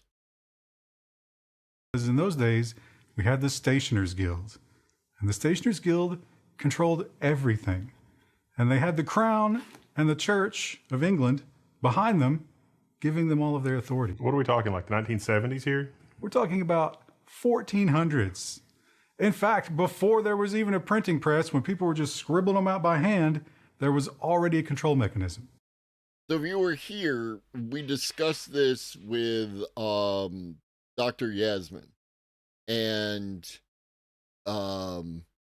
this is like a nice 20-minute version, what I expect to be a 20-minute version of that conversation, which is freshly uploaded to the YouTubes again. I have started uploading, by the way, the morning show and the evening show directly to YouTube after stream. So if you don't want to use the VODs on Twitch, you can use the VODs on YouTube. They will now be there, like, because it's, I click export, I click go, and at some point in time after that, it's uploaded to YouTube. With Twitch cutting down on the amount of stuff that you can keep on Twitch, that is the way going forward. Wow. And it was bad, because the stationers could do whatever they wanted. And in fact, later on, it took some time, but later on, they got granted the power to kick your door in. Wow, to make sure that sounds like the RIAA. That's actually much worse than the RIAA. The RIAA has to pretend, stationers did not. In fact, they could burn the place down if they felt like it. So, yeah, before copyright, things were pretty dark. So, well, that seems like a little bit far back. Why don't we start with the printing press? Well, the printing press was important because, like I said earlier, the crown and the church, right? They granted these powers. They didn't just automatically get these powers. And the crown and the church recognized pretty quickly how disruptive the printing press could be. So, like, you have to control the message. Just because, like, I just imagine putting this image in front of someone who's anti-AI and them saying, "Oh, that's fake. That's AI." Right? Look at this dude's head in relation to his body. Look at this person's legs. Look at the hands. Look at the hands of this dude back here. AI can't draw hands. Pretty quickly how disruptive the printing press could be. So, like, you have to control the message. You can't just let anybody print anything. They were not fans. They were not fans, and the printing press also made people more literate, which additionally stripped more power from the crown and the church. So the printing press starts to become a form of entertainment? A form of entertainment, yes, and even, you know, like, just making people better at everything. Literacy, it turned out, was really good. So by 1710, it was at a fever pitch, and we got the statue of Queen Anne? Oh, you know a little bit about it. That's right.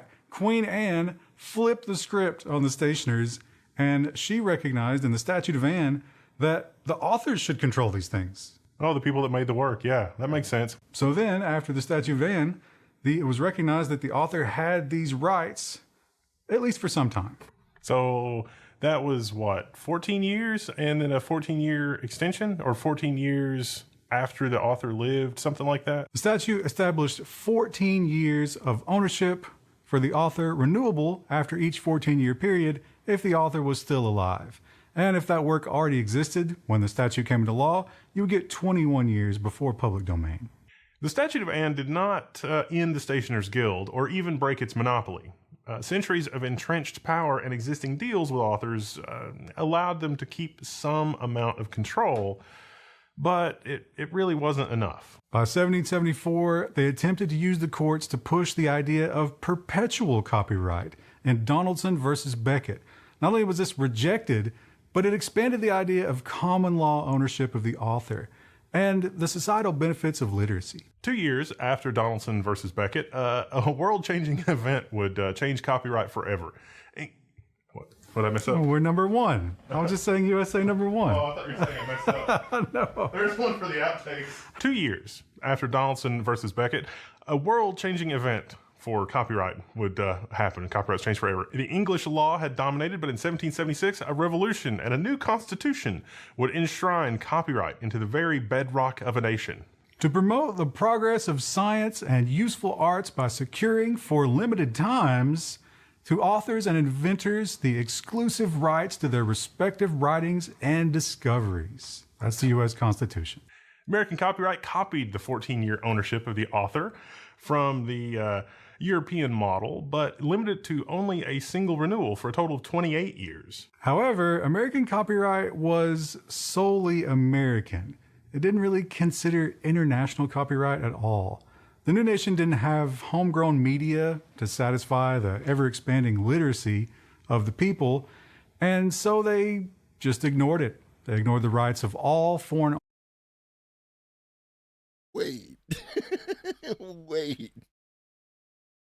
You have the nerve to dunk on China when this is you? This is you? authors and publishers, something that these international authors and publishers weren't super happy with. Famously, Charles Dickens, very outspoken about this. Sorry, Charles. The 14-year model remained largely unchanged for a long time. Literacy continued to climb among the world population, not just the United States, and written work flourished. Printing models and printing methods improved long before what had once been a nearly priceless handcrafted artifact of book creation. Now they're cheaply printed and sold for pennies. This led to a pivotal idea when it came to copyright and sales: the first sale doctrine. Book publishers were unhappy about the robust secondary market for books. They wanted to stop what they saw as lost sales. Their solution was to print a requirement in... Who does that sound like? Who does that sound like?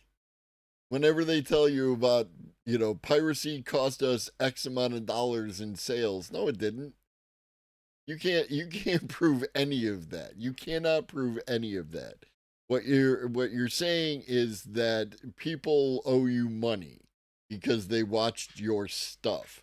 They wouldn't have watched your stuff if they couldn't have accessed it through freelance archivists. Inside the cover of the book that all published books must sell at a minimum price of $1. And that demand was almost immediately challenged by the Macy's department store that we know today. In Bobbs Merrill Company versus Strauss, this is 1908 we're talking, the U.S. Supreme Court finally ruled that once a book was sold, the publisher's control over that specific copy of the book ended. This was later codified in the Copyright Act of 1909. But before we get to 1909, another major milestone in copyright happened in 1905. Yeah, pharmaceuticals, but also, if you look at the way that the RIAA or the MPAA or any of those organizations want to protect their work against piracy, they always claim lost sales, right? And you're seeing it rear its ugly head again with password sharing, right? That somehow the use of a password to access a streaming service in some way costs them money because they believe that someone should, pay for the individual, the individual access to the streaming service when, what if I just turn on Netflix and just leave it on all the time? Right? That's functionally the same thing with password sharing. You have a limited amount of people who can watch it at any point in time. And,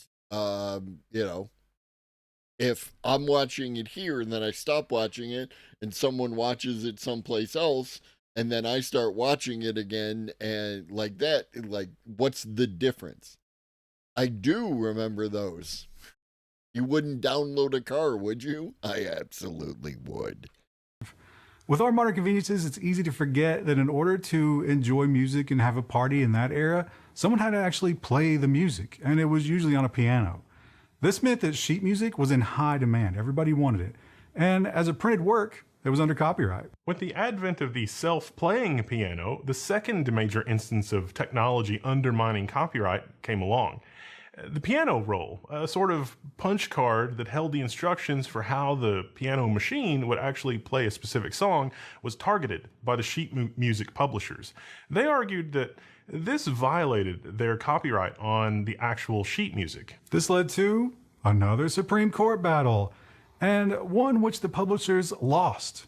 This also introduced an era where copyright would begin to spread beyond just written works to new forms of media. The programmable piano. This takes us back to 1909 and the first sale doctrine. The Copyright Act of 1909 extended copyright beyond just printed works, codified the first sale doctrine, and extended copyright from 28 total years to 56, 28 times 2, total years. Now, what the 1909 Act did not do was recognize any kind of corporate ownership of copyright. But as corporations began to gain power and new forms of media were creating huge business opportunities, the industries, they kind of just took it upon themselves. Work for hire. The idea that works could be created by employees, but owned by a corporation, that was not law, but they started doing it anyway. The copyright for Steamboat Willie, who... Shocked. It wasn't law, but they started doing it anyway. Shocked, I say. Who would go on to become the famous or infamous Mickey Mouse, that was assigned to Disney and not the individual artists that were responsible for creating that. Corporate ownership became the norm.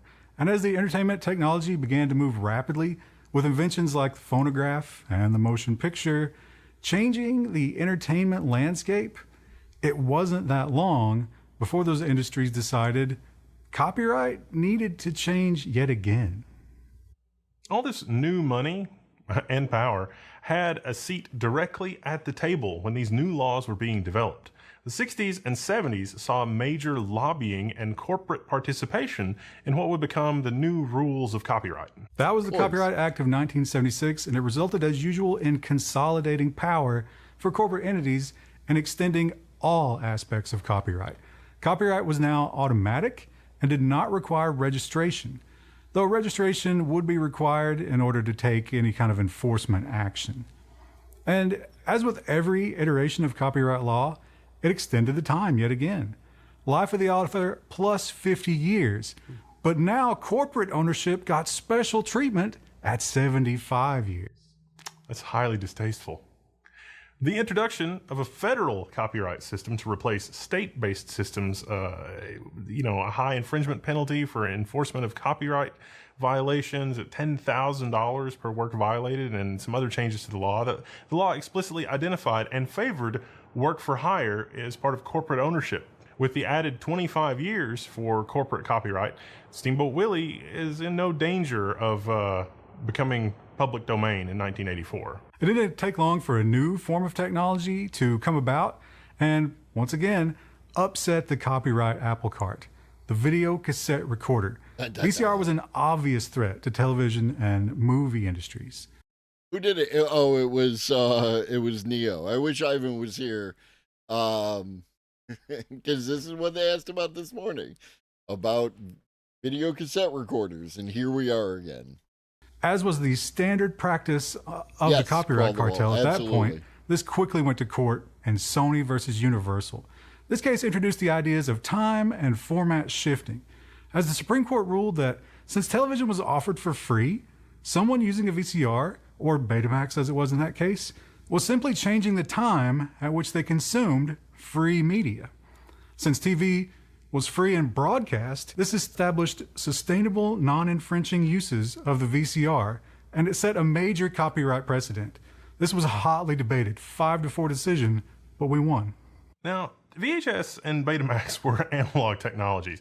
They lost quality and didn't offer perfect copies, and over-the-air wasn't great either. It didn't take long for technology to advance to a point that changed this with digital recording, however. Digital audio tapes, DAT, hit the market and offered perfect reproductions of audio recordings. Now, you may have already guessed that this resulted in more legal maneuvering. The audio home recording... Also, black and white reference.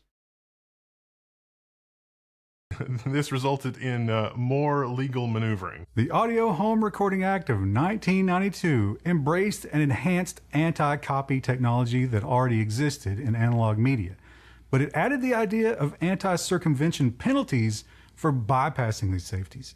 It also introduced royalty charges built into the price of blank media and the equipment, royalties that will be paid directly to the entertainment industry. As a penance for the presumed offenders of copyright it would enable. All consumers were now presumed pirates, was indicative of the level of corporate control that had been gained with all these copyright shenanigans and laws. By the late 1990s, CDs, DVDs, and even MP3s had brought about a full digital revolution in media. As before, corporate power aimed to reshape the laws, and they got their way with the Digital Millennium Copyright Act. Now, the DMCA kept or expanded most of the worst aspects of its predecessors, and it increased the penalty for violating copyright to $150,000 per work. It was the takedown system, though, that really changed things. And I'm sure we're all familiar with that. The world was coming online. The copyright holders wanted... That's another example of like you should, I'm sorry, you should have to prove $150,000 in damages if you're going to fine me $150,000. Right? Oh, I downloaded your thing. What does it cost? 20, 30, 40, 50, 60 bucks? All right, here you go. You are made whole. A way to prevent their works from being shared online, and they got it in the form of the DMCA takedown requests. Take down and ask questions later. Copyright holders can... Also, what is up with that? Title 5, the Vessel Hull Design Protection Act, creates a new form of protection for the design of vessel hulls. Did y'all know? Did you, 20 bucks? I downloaded it used. Did y'all know the DMCA has a Vessel Hull Design Protection Act? I didn't. In the form of the DMCA takedown requests. Take down and ask questions later. Copyright holders can issue a takedown request anywhere online that they affirm that violates their copyright. Worst of all, at least in practice, there are no safeguards or penalties for false accusations. Right. In the DMCA system, the rights holder... So many YouTubers complain about the abuse of the DMCA. ...is trusted implicitly. Disappointing. The laundry list of false accusations, automated systems that routinely overreach with impunity, and outright abuses to free speech are far too long to cover here, but it's safe to say that almost everyone watching this video has been impacted negatively in some way by the DMCA takedown system. The only thing the DMCA did differently than all the laws that came before it was that it didn't extend copyright.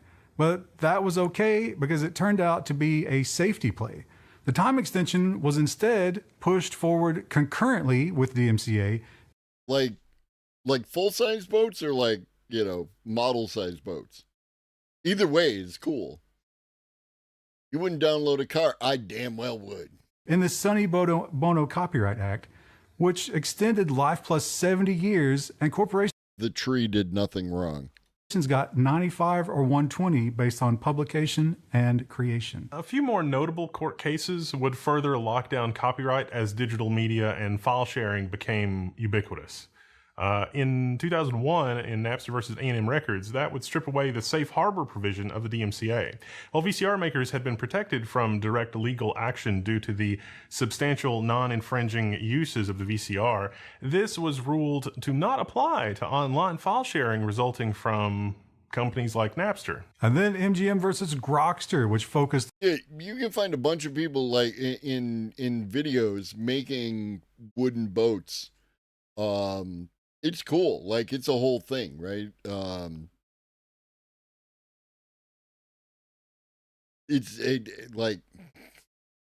I think boats are neat, right?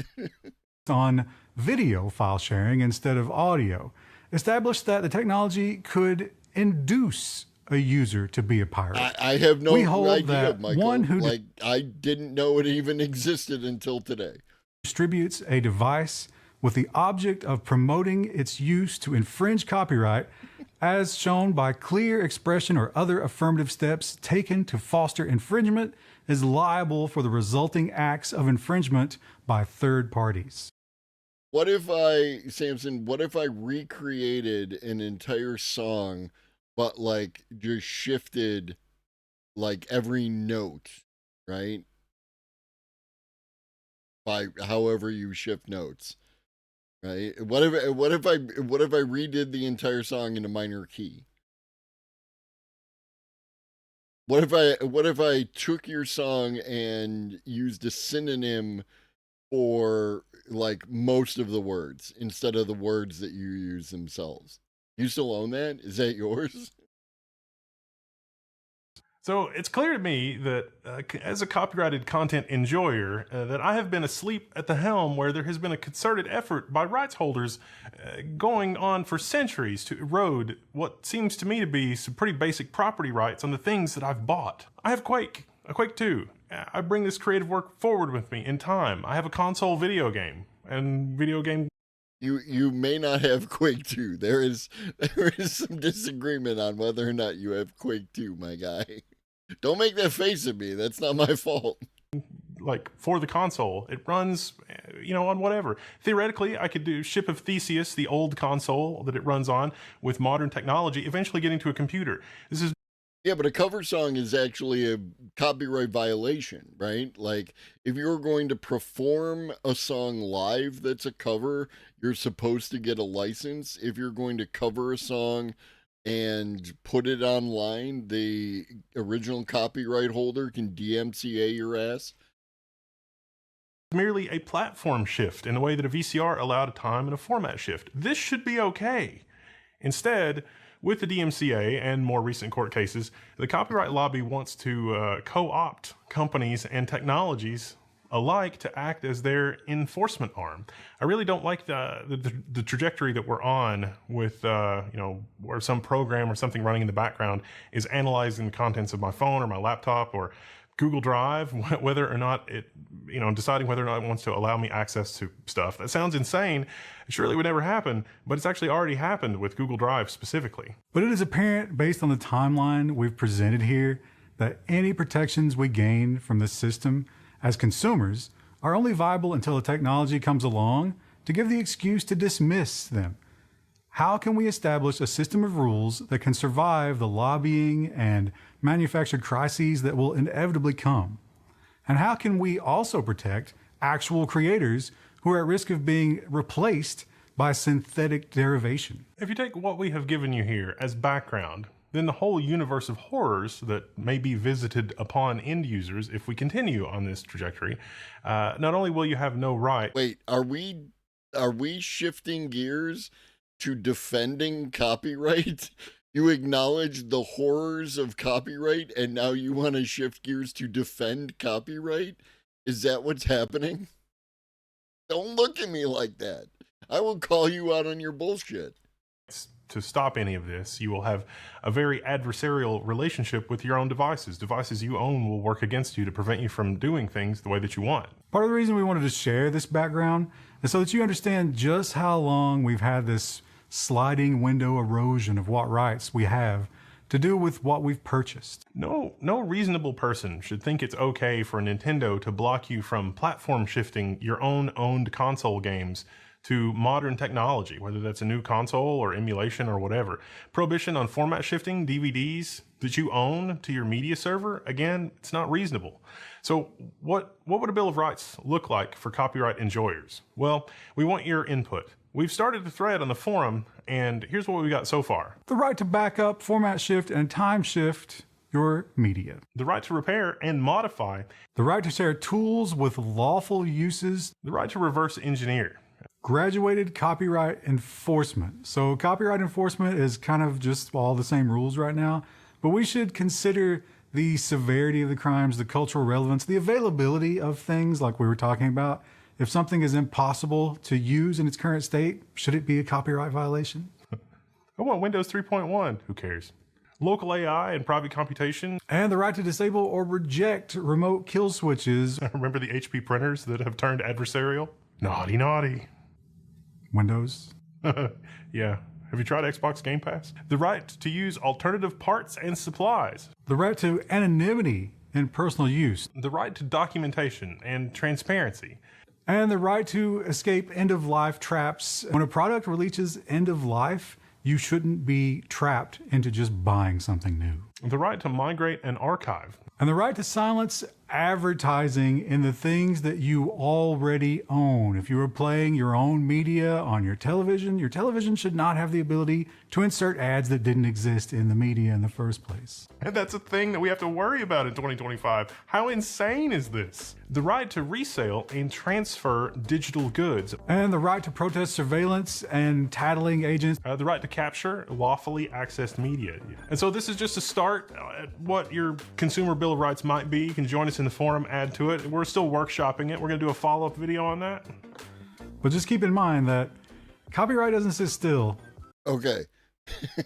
So really disappointed on whatever, what up, Hooligan Grundy? Whatever the future of AI portion of this was. I do appreciate the extensive history of copyright. Well, actually, hold on. There's still like 20 seconds left, so maybe they'll get to it now.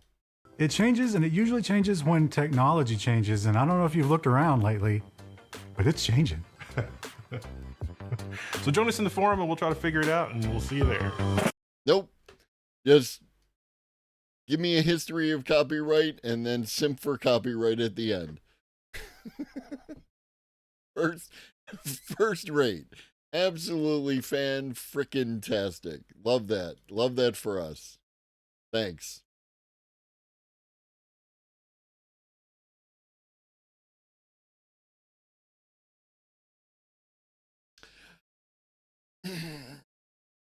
All right.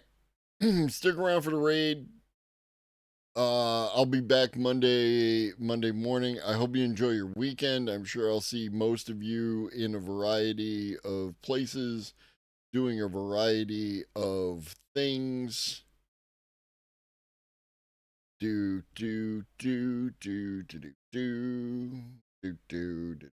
What up, Reed? Have you been here? You been here, hanging out in the background?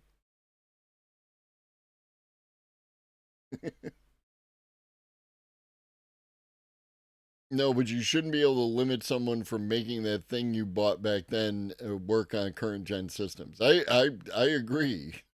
I agree. Who we raiding? Who we raiding? We raiding. Kill thickness. Sounds good. Ba-bum, ba-bum, bum, ba-da-bum, bum, ba-da-bum, bum, ba-da-bum. I hope you enjoyed this episode. I hope you have a wonderful weekend. I hope you enjoy your day, which is already in progress. Oh yeah, no. Kill thickness is wild. Yeah, I'll see y'all Monday. 10:30. I don't know how the morning's gonna go. My son starts his internship on Monday, and I am his ride and other things like that. Just be flexible, homies. That's all I can say.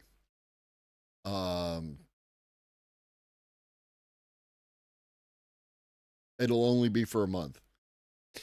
The evening shows will be the same. It's just the morning shows that it will have to be whatever they are for a month. And yeah, in the meantime, drink your water, eat some food, take your meds if you've forgotten. Always remember that Shuggy loves you. So do I. Be great.